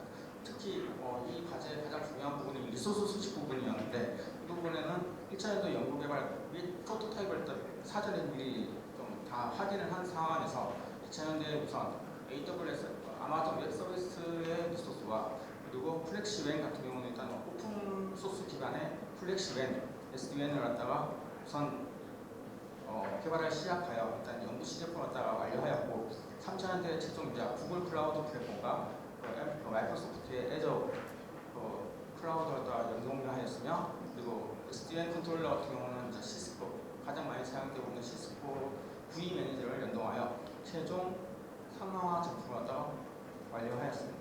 주요 핵심 결과물로는 AI 기반 부하 예측 엔진과 그리고 AI 기반 이상장애 탐지 엔진, 클라우드 기반 VM 패킷 플로우 생성 프로그램, 그리고 SDN 기반의 패킷 플로우 분석 엔진, 그리고 최종적으로 모든 통합한 지능형 하이브리드 클라우드 네트워크 관제 시스템으로 핵심 결과물로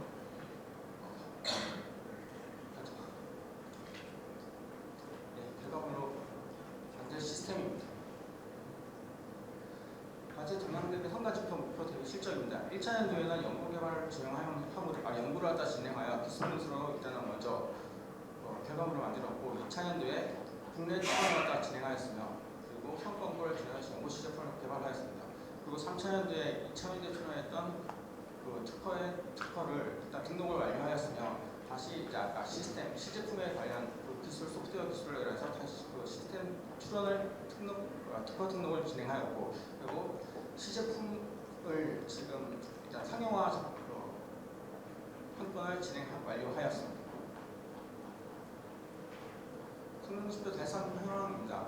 일단 총 14가지 성능 평가물을 가지고 있으며 앞서 1번, 2번, 3번, 4번 패킷 캡처 처리까지가 일단 주요 핵심 기술로서 일단 모든 최종 개발 목표는 일단 앞서 말씀드렸던 AWS, 애저, GCP를 갖다가 연동하는 것이고 SDN 컨트롤러 같은 경우는 플렉시웬, 오픈소스 플렉시웬과 전문 밴드기업 시스코 제품을 갖다 연동하는 것입니다. 그리고 주요 수집 요소로서는 네트워크 리소스와 그리고 가상자원 리소스, 그리고 VM에 대한 리소스를 갖다 수집하고 있습니다.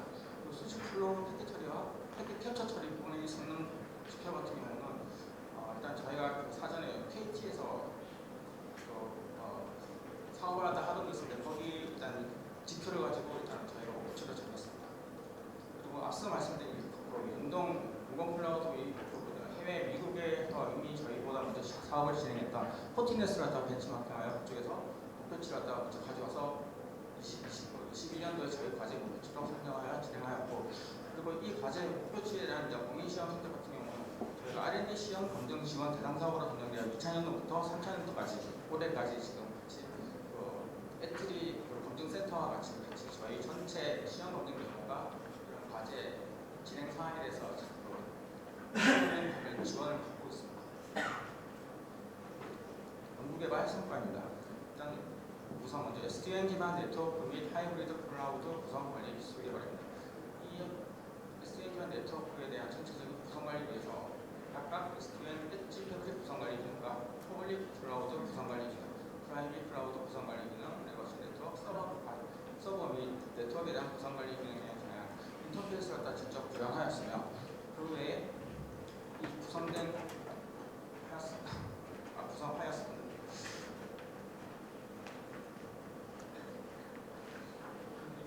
다음 빅데이터 기반 데이터 수집 및 저장 기술 개발입니다. 앞서 구현한 인터페이스 기술을 이용하여 데이터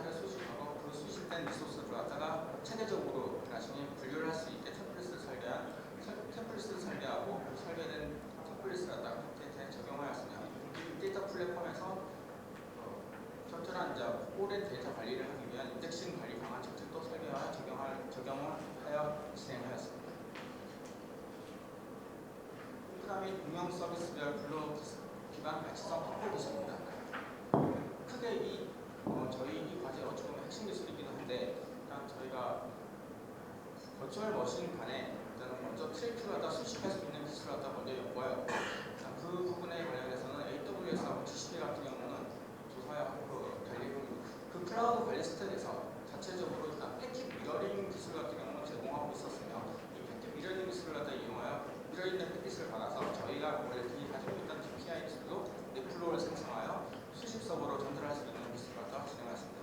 그리고 예전 같은 경우는 일단 패킷 미러링이 패킷 미러링 기술을 갖다 처음에는 제공을 하였지만, 지금 현재는 일단 지원을 중단한 상태라 저희가 이 부분을 해결하기 위하여 일단 자체적으로 VXLAN을 이용해서 패킷 미러링 기술을 갖다가 애저에 적용하여 지금은 이제 그 패킷 미러링 패킷을 가지고 똑같이 넷플로우 생성해서 저희 수집적으로 넷플로우 수집하고 있습니다. 오픈스택은 자체적으로 오픈 버추얼 스위치 제어 부분을 갖다가 저희가 개발하여 그 부분에서 수집된 넷플로우를 직접 바로 수집하여 적용하고 있습니다. 이렇게 수집된 프로그램을 갖다가 플로우들을 갖다가 앞서 구성한 빅데이터 플랫폼에다가 데이터를 갖다가 뒤에 또 학습이나 이런 부분을 진행하여 수집을 진행하고 있습니다. 인프라 및 운영 서비스별 진행형 모니터링 기술 개발입니다. 앞서 프로 생성된 프로를 갖다가 수집 저장하여 수집 저장된 프로를 기반으로 트래픽 정보를 추후 트래픽 부하를 예측하는 증명 부하 예측 기술을 갖다가 개발하였으며, 우선 그리고 그 부하 예측된 기술을 이용하여 능동적인 임계치 설정을 할 수 있으며, 이 설정된 임계치 설정으로 인해 현재 들어오고 있는 트래픽이 원래 예상되어지는 트래픽보다 벗어나는 상황을 갖다가 감지할 수 있는 이상장애 탐지 기술을 갖다가 개발하였습니다. 그리고 이제 이 플로우 기반을 갖다가 플로우 기반 저희가 최종 목표가 서비스, 이 기존의 관제 시스템은 장비 기반의 이제 관제 시스템이었으면, 최근 저희 이제 과제 목표는 그 클라우드 기반의 많은 서비스들이 올라갈 건데, 그 서비스를 갖다 운영하는 실제 사용자에 관련된 그 서비스를 제공하기 위하여 이러한 걸 분류할 수 있는 기능을 갖다가 가시화할 수 있는 기술과 함께 제공하고 구현하였습니다. 그러면 저희가 이제 상용화 제품을 갖다 목표로 하고 있는 과제라, 일단 장애 상황에 대응한 관제 플랫폼 고가 형성 지원 기술이 일단 기본으로 들어가야 됩니다. 그로 인해서 일단 수집 서버 같은 경우는 여러 대가 들어갈 수 있고 언제든 빠질 수 있는 장비이기 때문에 일단 N+1 형태의 고가 형성 지원을 갖다가 지원하고 있으며, 그리고 장애 상황에 대응한 관제 서버 같은 경우는 항상 액티브 스탠바이 형태로 어느 상황이 되더라도 항상 액티브 상태로 제공할 수 있도록 지원할 수 있는 기술을 갖다가 적용하였습니다. 최종 앞서 나온 기술들을 갖다 통합한 SDN 기반 지능형 클라우드 네트워크 관제 플랫폼 기술을 갖다가 완료하였으며, 이 지능형 관제 플랫폼 기술을 이용하여 시제품을 갖다 개발하고, 이 시제품을 최근 일단 사업 상용화까지 완료하여 일단 사업 성과로 가지고 왔으며, 그리고 이 저희가 플로우 기반의 이 이상장애 탐지 기술을 일단 국내 출원까지 완료한 상태입니다. 앞서 나왔던 연계발 성과 요약입니다. 주요 기술로는 크게 아까 구성관리 기술과 지능형 모니터링 기술, 가시성 확보 기술, 네트워크 관제 플랫폼 기술을 나눌 수 있습니다. 일단 구성관리 기술로서는 아까 플렉시 UA는 시스코, SDN 기능과 그리고 퍼블릭 클라우드, AWS, GCP, MS 애저, 그리고 프라이빗 클라우드, 오픈스택, 그리고 레거시 서버들하고 인터넷 프로그램 리소스를 수집할 수 있는 에이전트 프로그램 등을 갖다가 완료하였고, 그리고 지능형 모니터링 같은 경우는 부하 예측 기술 개발과 부하 예측 엔진과 AI 기반 이상 장애 탐지 엔진에 대해서 결과물을 갖다 확보하였습니다. 그리고 발상 확보 기술로는 클라우드 기반 VM 패킷 클라우드 생성 프로그램에 대해서 일단 프로그램 확보한 기술과 그리고 특허로 출원 등록까지 완료하여 가지고 있습니다. 그리고 패킷 분석 기술 같은 경우는 지금 현재 엔진만 가지고 있습니다. 그리고 최종적으로 기반 클라우드 네트워크 관제 플랫폼 기술 같은 경우는 시스템을 관제 시스템 소프트웨어 백업을 진행하고 있으며, 일단 국내 출원 특허화 그리고 시제품을 이용한 사업화까지 완료하였습니다. 하고 주신 계획입니다. 네, 일단 저희 이번 과제는 올해로 이제 마무리가 되어 저희가 일단 상용을 하고 지금 저희 저희 협력업체, 저희 고객들로 일단 들어본가, 일단 저희가 실제로는 과제는 네트워크 관제 플랫폼이지만 이게 이제 클라우드에 어떻게 관리되는 부분이기 때문에 운영 소프트웨어에 대해서 내부 운영에 대한 기술도 좀 필요하다는 의지가 있어서 일단 그 부분에 대해서 이제 저희도 이제 추가적으로 이제 진행할 예정입니다. 그리고 국내 퍼블릭 클라우드를 저희 과제가 처음에 해외 기술을 갖다가 일단은 목표치를 잡고 시작하여 가장 그 당시 유명했던 AWS와 GCP 그리고 애저를 갖다가 무선 연동을 갖다가 지원하였는데 올해는 이제 저희 고객사 요청으로 인해서 일단은 KT 클라우드와 네이버 클라우드, NH 클라우드, 특히 KT 클라우드를 우선 진행할 예정입니다. 그리고 컨테이너를 포함하는 리소스 관리 기술들이 점점점 많이 사용하고 있는데 저희도 지금 회사에서 쿠버네티스를 이용해서 이제 컨테이너 기반의 클라우드를 운영하고 있긴 하지만 이 부분에 대해서 저희가 네트워크 관제로 들어가고 이제 최근에 많은 조사를 하고 있는데 그 부분이 저희가 기존에 잘 알고 있던 관제 플랫폼에서 구현하기에는 아직까지 저희가 기술적으로 좀 미약점이 있어서 일단 천천히 진행할 예정입니다. 감사합니다. 네, 감사합니다. 네, 우선 오후 세션 두 번째 발표는 다 들으셨고요. 지금부터 그 명지대학교 박현희 교수님이 주제로 하셔서 그 네 분 발표하신 분들과 함께 질의응답 및 토론 시간을 갖도록 하겠습니다. 그 발표 주신 우리 책임자 네 분은 앞에 단상으로 나와주시고요. 교수님도 네, 부탁드리겠습니다.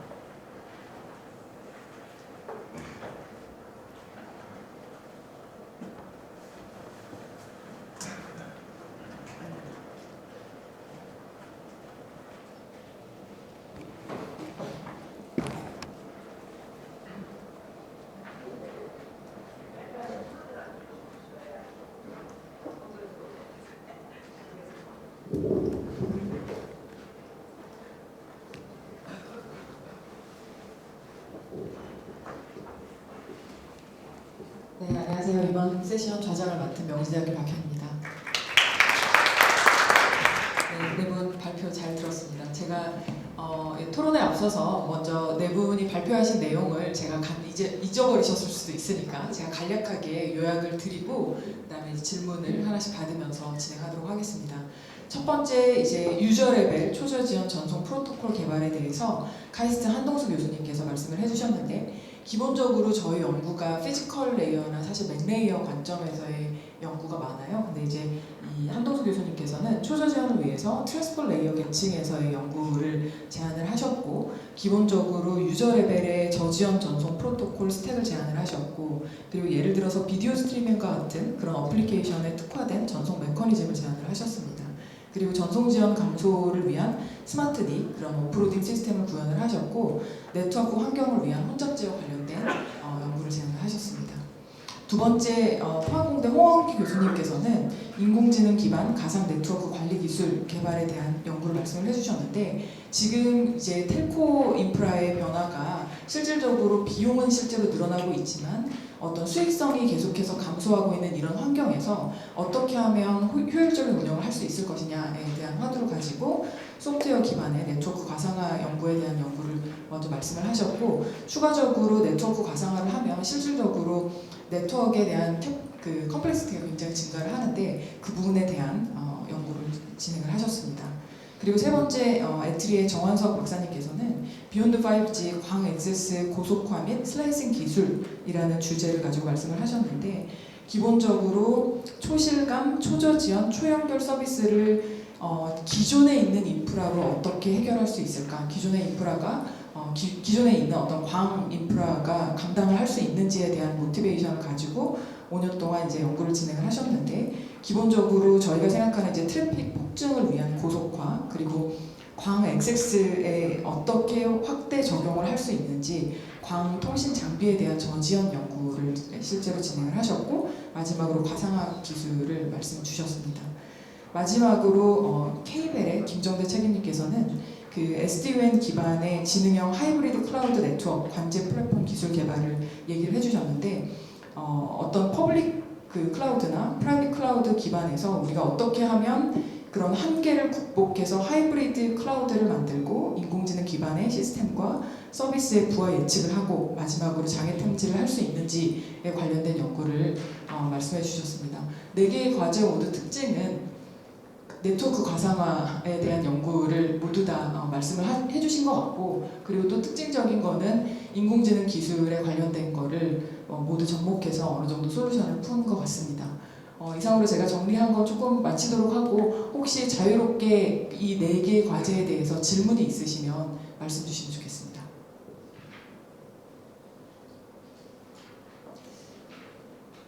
혹시 그 질문을 준비하시는 동안 제가 간단하게 그러면 한 분씩 조금 질문을 드려보겠습니다. 예를 들면 네, 질문 있으시죠? 네, 부탁드립니다. 발표 잘 들었습니다. 저기 그 유저 레벨 총지연 전송 관련돼 가지고요. 제가 무선 통신을 주로 하다 보니까 말씀하신 트랜스포트 레이어와 무선 통신 장비의 트랜스포트 레이어가 좀 다를 것 같아요. 그러니까 저 같은 경우 저희 무선 통신 장비 같은 경우는 트랜스포트 레이어라면 뭐 RLC네 이쪽 레벨 얘기하시는데 지금 말씀하신 거의 이쪽 장비에서는 어플리케이션 레이어인 TCP를 따로 별로 얘기하실 것 같은데요. 네. 중간에 이게 어차피 5G는 10ms 이내로 규정상 지원을 받고 있거든요. 근데 이제 그 상에서 이게 그 무선 장비의 지원과 지금 말씀하시는 장비가 뭐가 연관이 있다고 말씀하셔서 그 연관점이 뭔지 좀 설명을 좀 보강 설명 부탁드리겠습니다. 이제 우선 네트워크 이제 저는 엔드호스트 관점에서 많이 이 얘기가 되는데, 특히 TCP는 엔드호스트나 미들박스만 프로세싱을 하고 중간에 네트워크 장비는 거의 프로세싱을 안 하지 않습니까? 그래서 TCP 트랜스포트 컨트롤 프로토콜이니까 그 TCP OSI 레이어 상에서 트랜스포트 레이어가 저희가 담당했던 것이고, 와이어리스 셀룰러망은 사실은 딜레이가 굉장히 가변적이고 많기 때문에 거기서 특화된 비디오 스트리밍, 다자간 비디오 스트리밍에서 하는 기술이 있는데, 셀룰러망과는 조금 독립된 엔드호스트 기반의 주로 컨트롤 기술이다라고 이해하시면 감사하겠습니다. 예.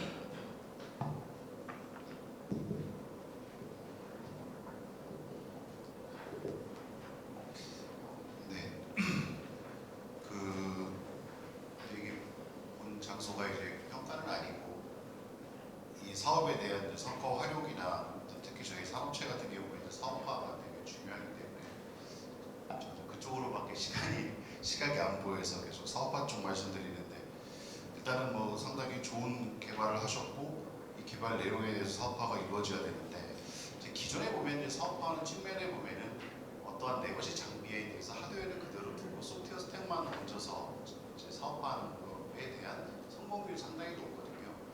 저는 이제 인상 깊게 들었던 내용이 이제 기존에는 원코어 시스템 CPU 가지고 특정 성능을 냈는데, 이제 지금 기존에 이제 원코어짜리 가지고 이만큼밖에 안 됐는데 이제 10코어짜리에 쓰는 만큼의 성능을 개선하는 게 이제 스택인데, 그 스택을 그러면 기존의 네거시 장비에 올려서 거기 이제 사업할 수 있는 그러한 또 아이템이나 그러한 또 방향이 있으신지.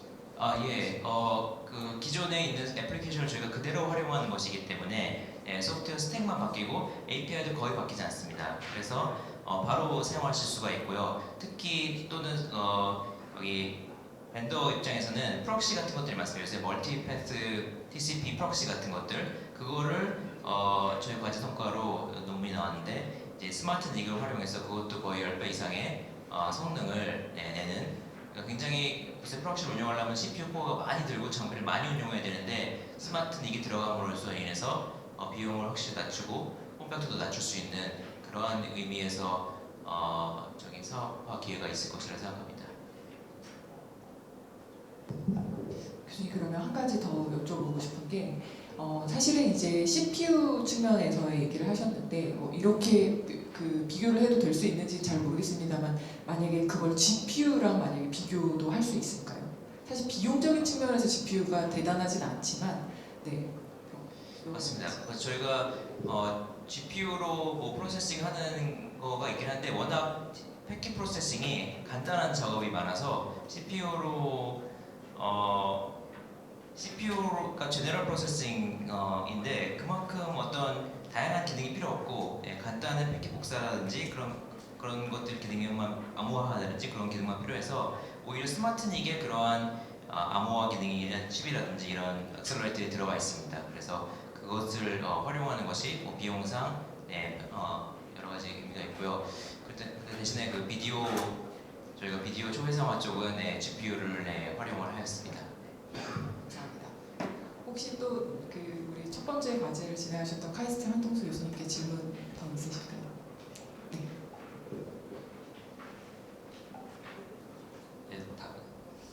첫 번째 과제 제가 늦게 와서 제가 못 들었는데 스마트닉에 대한 과제를 하셨고 개발까지 하셨는데 향후에 이 스마트닉 관련돼서 더 추가적으로 연구 개발한다든지 상용화를 위한 노력이 필요하다는 어떤 문제가 있을지 좀. 스마트닉이 저희가 5, 6년 전만 해도 이게 과연 될까라는 의심을 갖고 있었거든요. 근데 지금 마이크로소프트의 전체 그 클라우드에 스마트닉이 다 깔리고 구글도 지금 IPU라고 해가지고 결국 인텔 칩이 들어간 스마트닉이 그 VM을 다 컨트롤하고 있고 IO를 액셀러레이트하고 있습니다. 그래서 앞으로 그 밴드위스가 1년에 50%씩 늘어나는데 무엇으로는 40%밖에 안 늘어난다. 그 갭을 CPU로 다 메꿀 수 없기 때문에 그런 액셀러레이터들이 더 들어갈 것이고 이런 프록시 장비라든지 네트워크 장비에 스마트닉이 들어가서 액셀러레이션 역할을 충분히 할 것이라고 생각합니다. 그래서 거기에 사업 기회가 있을 것이라고 보고요. 또 저희가 비디오 초회상화 같은 경우에는 사실 네이버 TV랑도 굉장히 얘기 많이 했고 우리나라 국내 기업들이 여러 컨택이 왔고 또 이 위성통신하는 쪽에서 위성통신 밴드위드 굉장히 비싸지 않습니까? 같은 밴드위드를 가지고 4K를 본다든지 더 화질을 좋게 만들어서 보는 그런 쪽에서 위성통신 기업들이 많이 컨택이 왔는데 최종 그 어떤 협상 과정에서 최종 아직 도장 찍어진 거 없는데 계속 얘기하고 있습니다. 네.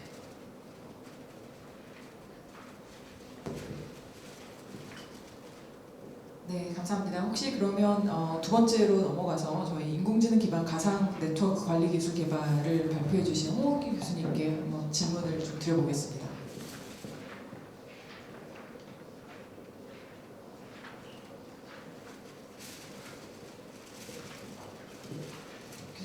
혹시 제가 한번 질문을 드리겠습니다.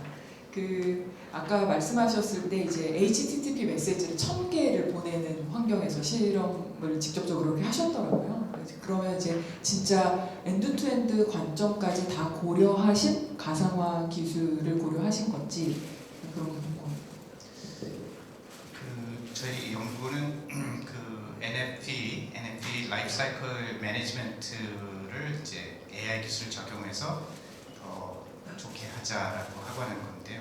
그 NFT는 뭐 하나 자체 싱글 NFT일 수도 있고 그러나 이제 이것을 실제로 테스팅을 하고 사용을 하고 한다면은 다양히 여러 군데에 있는 그런 NFT들과의 엔투엔드 커뮤니케이션이고 그런 request and response 저거를 하고 해서 저희가 갖춘 그 테스트베이스를 통해서 그 테스트베이스는 아까도 말씀드렸듯이 포항공대와 키스티 대전 그 다음에 한동대 이렇게 구축이 돼 있고 그 환경에서의 이제 인터넷과 그 크리오넷을 통해서 테스팅을 그렇게 한 것입니다.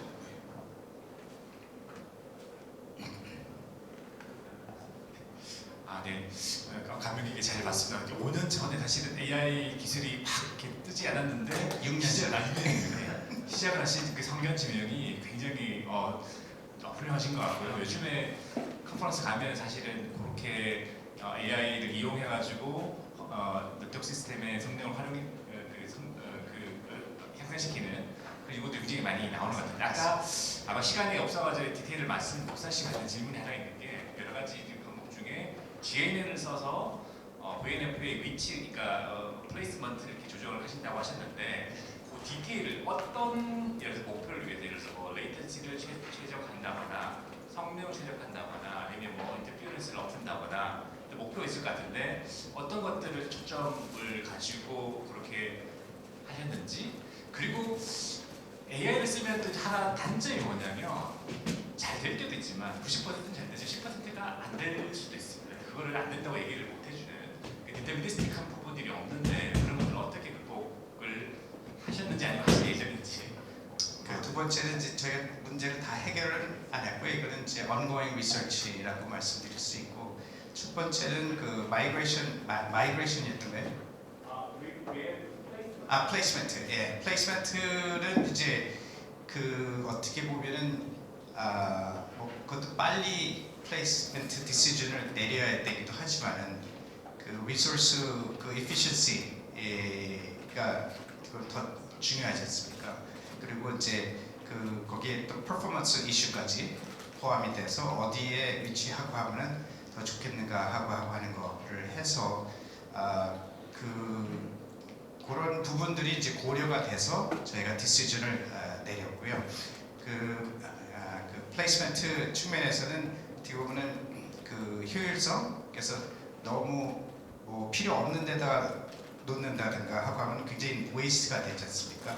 그래서 가급적이면 그 피지컬 서버들이 있고, 그래서 새로 안 쓰는 데는 뭐 필요하다면 이제 고려가 될 수도 있지만은, 그러면서도 성능 측면에서 그것이 그 퍼포먼스 데그레이션이 없는 그런 쪽을 고려를 해서 저희가 그 알고리즘을 사용을 해서 적용을 했었습니다.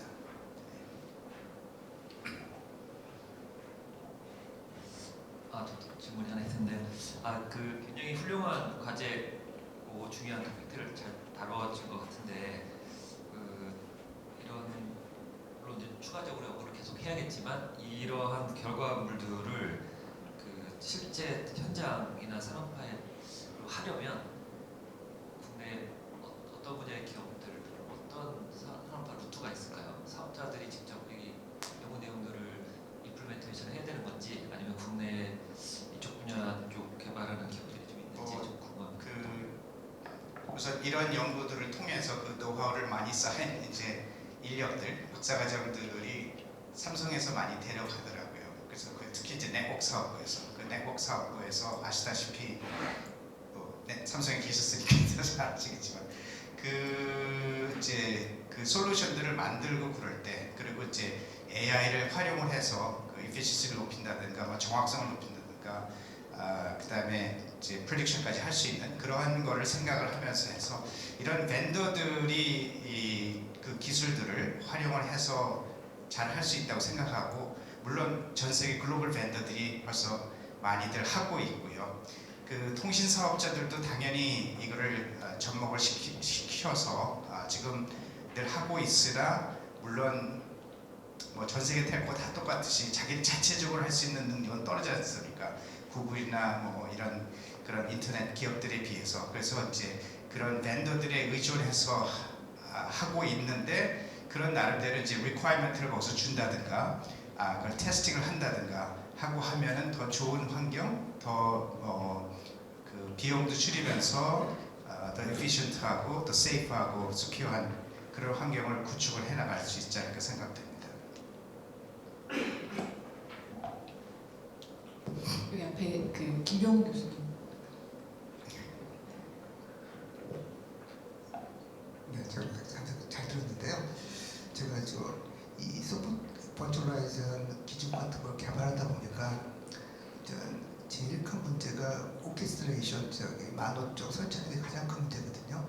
그래서 여기 결과물 가니까 제일 큰 문제가 한 회사가 만약 LC나 이쪽은 자기 걸 자기가 돌아가고 삼성은 삼성 들어가는데, vendor는 한 개의 오케스트라를 쓰기를 원하더라고요. 주로 통합을 해야 되는데 그 주어지는 정보가 좀 달라요. 그러다 보니까는 그리고 각 회사가 자기 정보를 오픈하지 않고, 근데 궁극적으로 이 방법은 오케스트라 하나 해가지고 편하게 가자고 하는 건데, 이렇게 이제 타 vendor 간의 오케스트라 통합할 만한 방법 같은 것도 확장이 가능한 건지를 좀 여쭤보고 싶어서요. 네, 그 중요한 말씀을 하셨는데요. 저희 같은 경우에도 여러 개의 컴포넌트들이 그 해를 거치면서 다른 연구원들이 다른 데서들 개발을 해서 이제 가장 좋은 AI 알고리즘을 써서 최적화해서 뭐 마이그레이션 하는 걸 만들고, 플레이스먼트 하는 걸 만들고, 어노멀리 디텍션 하는 걸 만들고, 뭐 등등 하고 해서, 근데 이제 저희가 올해 최종적으로 이제 아름다운 그 오케스트레이션을 하기 위해서 그것들을 하고 할 때 이게 굉장히 어려움이 많았습니다. 예, 말씀하신 대로. 그래서 그것은 저희가 다 해결을 못했고요. 앞으로 더 해야 될 거고, 여기 같이 와 있는 우리 실무 박사과정의 PhD thesis 그겁니다. 그래서 한 2개월만 기다려 2개월이 아니라 한 학기만 더 기다려 주시면은 저 친구 지금 다음 주에 그 thesis proposal을 하고 그 부분을 논문을 해서 지금 작성도 하고 있고요. 그 NAMS의 논문 제출도 한 형태고 해서 그 부분은 정말 현재로서는 아트인데 그것도 AI 기술을 접목시켜서 그거를 더 어루메이트 시키는 그런 것들을 지금 하려고 했고 아직은 솔직히 자수되지만 다 그건 해결을 못했습니다. 네, 진짜 그 통합 오케스트레이션 같은 분야야말로 사실 학계에서 뭔가 제안을 해주고 저희가 솔루션을 좀 가져갈 수 있으면 좋겠다는 생각이 듭니다. 감사합니다. 혹시 그러면 추가적으로 또 질문이 없으시면 또 중간에 질문이 있으시면 편하게 말씀 주시면 될 것 같고요. 이제 세 번째 말씀해주셨던 엔트리 정환석 박사님께 좀 질문을 주시면 좋겠습니다. 네, 지금 발표해 주신 내용 너무 잘 들었고 제가 생각해도 되게 중요한 내용인 것 같아서 제가 여쭤보고 싶은 게 아까 보면 개발되어진 어플리케이션의 특성별로 네트워크의 지원 제품을 슬라이싱하겠다라는 항목이 있더라고요. 근데 실질적으로 보면 어플리케이션 특성별로 분류하는 기준을 여기서 잡은 건지 아니면 어플리케이션 특성별로 아까 보니까 슬라이싱 해주겠다는데 그러면 슬라이싱 해준 주체는 누구인지 제가 아직 그걸 잘 이해를 못했거든요. 이게 이제 어플리케이션이 그 서비스 레벨에 아주 구체적인 카카오톡이다 이런 게 아니라요. 이제 단말에 붙는 장비의 종류, 즉 이게 FTTH냐, 모바일 백홀이냐, 또는 모바일 프론트홀이냐 따라서 폰에서 대역 할당하는 알고리즘 엔진들이 이제 여러 개를 예전에 하나였는데 그 여러 가지를 장착해서 거기에 맞게 이제 아까 레고 블럭이라고 말씀드렸는데 그 레고 블럭 딱 꽂아주고 그다음에 대역폭은 어느 정도를 맞춰주고 이런 것들을 하는 거고 그 주체는 결국은 이제 예를 들어 에스케이프 B 컨트롤러를 이용해서 저희가 이제 했으면 네트워크 컨트롤러에서 이제 저희 버추얼 폰이 하나의 장비지 않습니까? 거기에 내려오면 어떻게 하시오 그러면 이제 그 폰에 관한 것은 버추얼 폰이 다 알아서 하는 거죠. 이렇게 이렇게 어떤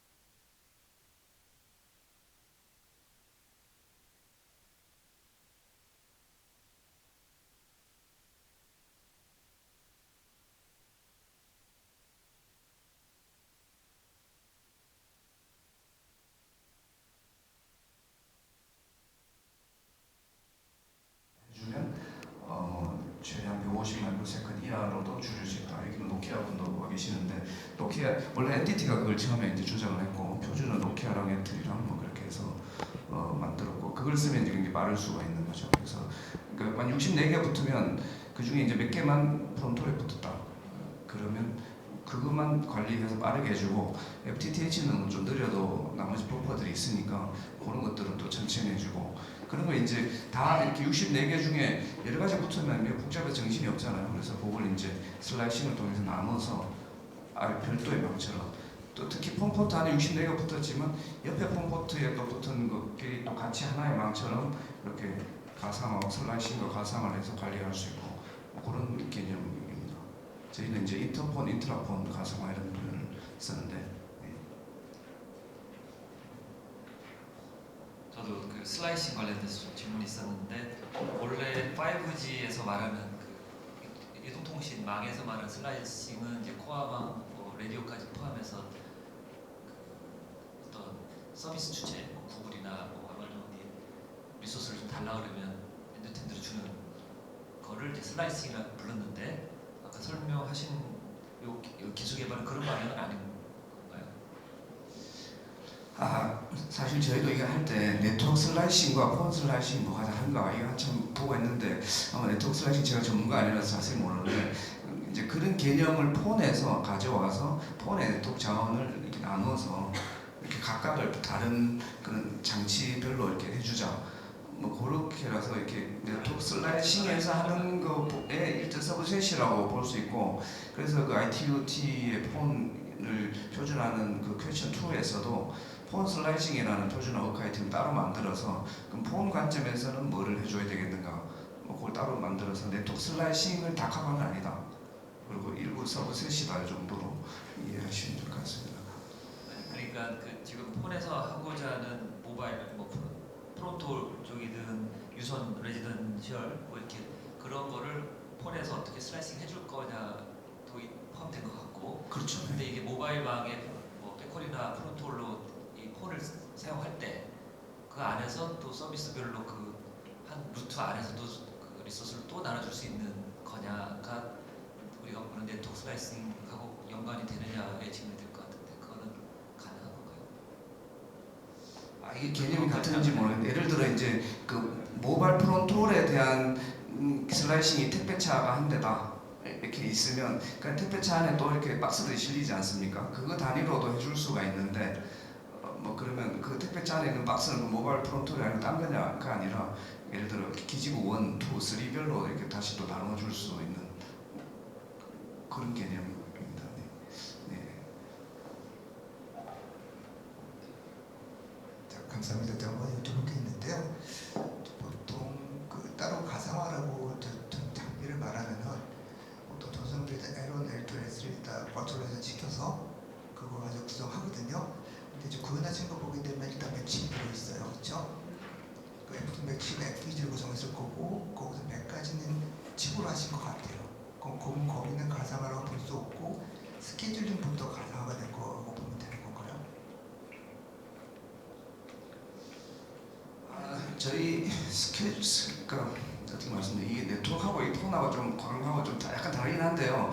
그 맥칩 안에 이제 아까 TDM 액세스 하니까 예를 들어 ONU가 4개가 있으면 얘네들이 상향 제어를 스케줄링 해줘야 되잖아요. 그 맥칩 안에 그런 기능이 있는데 뭐 그런 것까지 가상화가 된 거죠. 그러니까 근데 보통 말하는 스케줄링은 더 상위 개념으로 제가 이해하고 있는데 그런 거는 폰에 안 돼 있다. 보통 이동통신에서 가상화를 만들면은 일반 서버에다가 특별한 맥칩이 없이 그냥 그 서버 일반 컴퓨터에다가 컴퓨터가 빅칩을 상대로 해서 그리고 나서 L1에 지금 스케줄링을 다 하거든요. 그래서 그 전체를 갖다가 각각의 기능을 파드로 만들어서 만들어놓은 전체를 갖다가 가상화 장비라고 부르는데 여기는 일단은 하드웨어가 그 가상화 이제는 하드웨어가 하나 들어가는 거잖아요, 그렇죠? 맥칩 하나가. 그러면 아니 그러니까 이게 예전에 쉘프 타임으로 만들었는데 그 쉘프에 카드를 빼서 카드별로 이렇게 피자 박스 타입의 피지컬 폰이라고 저희 부르는 맥과 광 트랜시버가 들어가 있는 OLT 하나 만들고 그걸 관장하는 버추얼 폰을 하나 그 서버에 이렇게 들어가는 하나가 있는 거죠. 예전에는 장비마다 이렇게 다 A사의 뭐 A 모델, B사의 2번 모델 이렇게 모델로 쭉 있었는데 그렇게 가서 말씀하신 게 좀 기존의 폰이고 그 위에 있는 스케줄링과 이런 것들을 다 파드를 만들어서 가상화시켜서 운영시키는 그걸 버추얼 폰이라고 하시고 기존에 있던 폰들은 기존에 있던 폰이라보다 새로 이제 만들어지고 있는데 맥치 기반에 들어가는 거 그렇게 얘기하면 되는 거죠. 기존에 그 쉘프로 그러니까 쉘프로 만드는 것도 장점이 있고 이제 이렇게 가상화는 피지컬 폰, 버추얼 폰 나누는 것도 장점이 있는데 뭐 지금 이제 아마 국내는 대부분 쉘프로 만들었고 이제 저희는 이제 그런 거는 원래 업체가 잘하니까 이제 가상화 쪽에 해보고 뭐 또 그거는 폰 가상화에 전문된 오픈 소스 커뮤니티가 그 ONF에서 있거든요. 그 세바라고 하는 그런 그 오픈 소스를 기반으로 해서 이렇게 만들었습니다. 네, 저도 사실 네트워크를 하는 사람이어가지고 지금 질문하신 게 좀 궁금하긴 했었거든요. 어떤 가상화였는지는 좀 클리어진 것 같습니다. 그 혹시 이제 아까 이제 말씀하실 때 보니까 그 표준 특허도 실제로 제출을 하셨고 IEEE 표준화도 하시는 것 같은데 이런 광 액세스 쪽에서 저희가 세계 수준으로 봤을 때 어느 정도인지 혹시 평가해 볼 수 있을까요? 뭐 이런저런 제가 말을 뭐 잘 모르겠는데요. 일단 뭐 미국, 그러니까 중국이 잘하고 미국은 잘하다가 요새 잘 못하고 뭐 노키아, 미국과 뭐 대부분 네트워크 장비는 여기 노키아 계시면 노키아와 화웨이 그리고 이제 에릭슨 이렇게 나눠 있고 근데 국내에도 이제 그런 기술 트래킹 계속 하려고 노력을 열심히 하고 있고요. 특히 이제 오이솔루션 여기 와 계신 오이솔루션이라고 해서 이제 광 모듈 쪽에 좀 장점이 있고 뭐 그렇습니다. 그래서 1, 2등은 아니고 열심히 나오고 있다. 그리고 일본은 광 쪽은 굉장히 투자를 많이 하고 돈은 이제 천문학적으로 넣는데 또 그거에 비해서 그런 산업화는 그렇게 크지는 않는 투입 대비 투입 연구비 대비 잘하고 있다. 그리고 업체도 있고 그 생태계도 잘 구성되어 있다 이렇게 말씀드리고 싶습니다. 제가 그 말씀드리면 굉장히 생태계가 잘 조성돼 있어서 더 부럽습니다 저는. 근데 한 가지 궁금한 거는 모바일 사업자들은 MVNO로 이렇게 사업자가 굉장히 많이 나오는데 미국도 그렇고 우리나라도 그렇고 이 브로드밴드 사업자는 그게 참 나오면 좋을 것 같은데 버추얼 폰이 있으면 그런 거에 출연을 훨씬 더 쉽게 할 수가 있나요? 왜 MVNO 같은 사업자들이 브로드밴드 사업에는 이게 안 나오는 건지 궁금하네요. 글쎄요, 자세히는 모르겠는데 그 브로드밴드 포럼이라고 표준화 겸 이렇게 협의체 같은 BBF라고 있는데 그게 이제 가상화 말씀하신 것처럼 VNO 이렇게 장비를 떼서 일부를 이렇게 별도 사업 그런 비즈니스 모델과 뭐 외국에는 일부 있는 걸로 알고 있는데요. 근데 이제 왜 안 나오는지는 뭐 정책적인 거겠죠. 자세히 모르지만 뭐 자기 마음을 쉐어하기 싫은 게 아닐까요?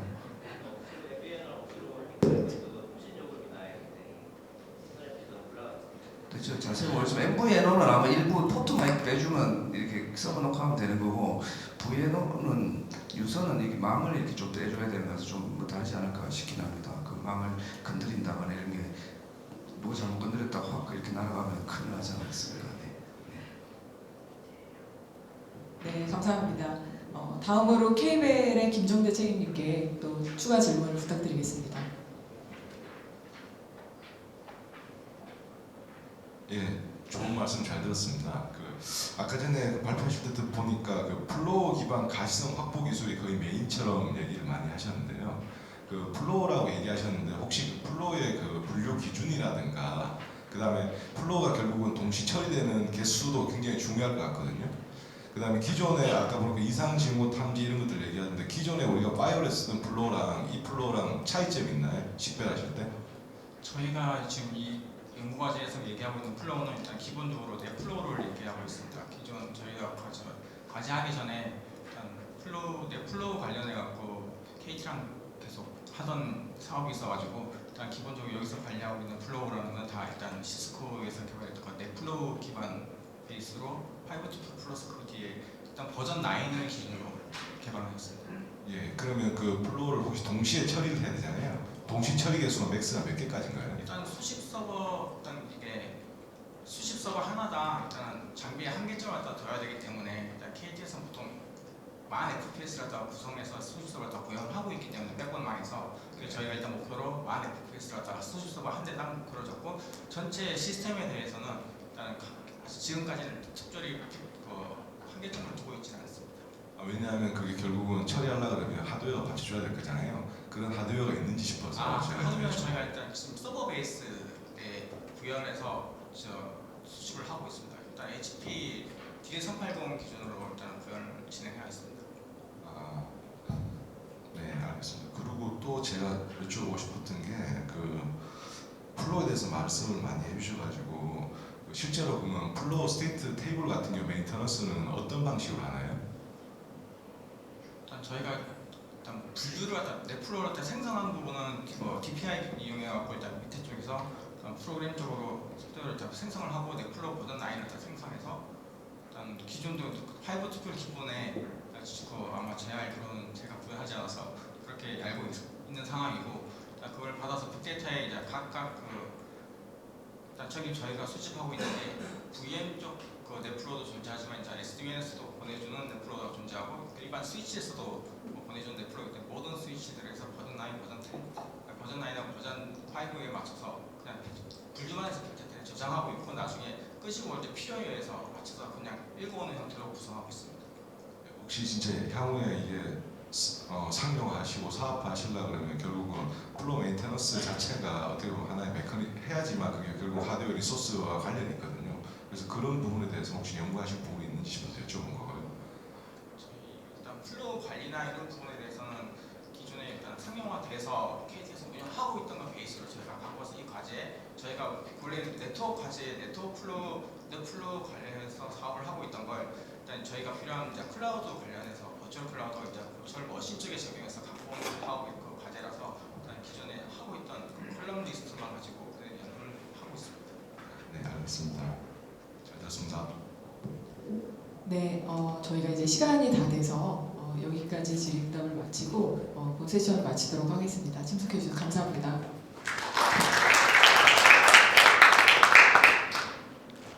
네, 다시 한번 그동안 연구에 몰두해 주시고 좋은 결과 내주신 네 과제 연구진들 분들께 큰 박수 한번 더 주시기 바랍니다.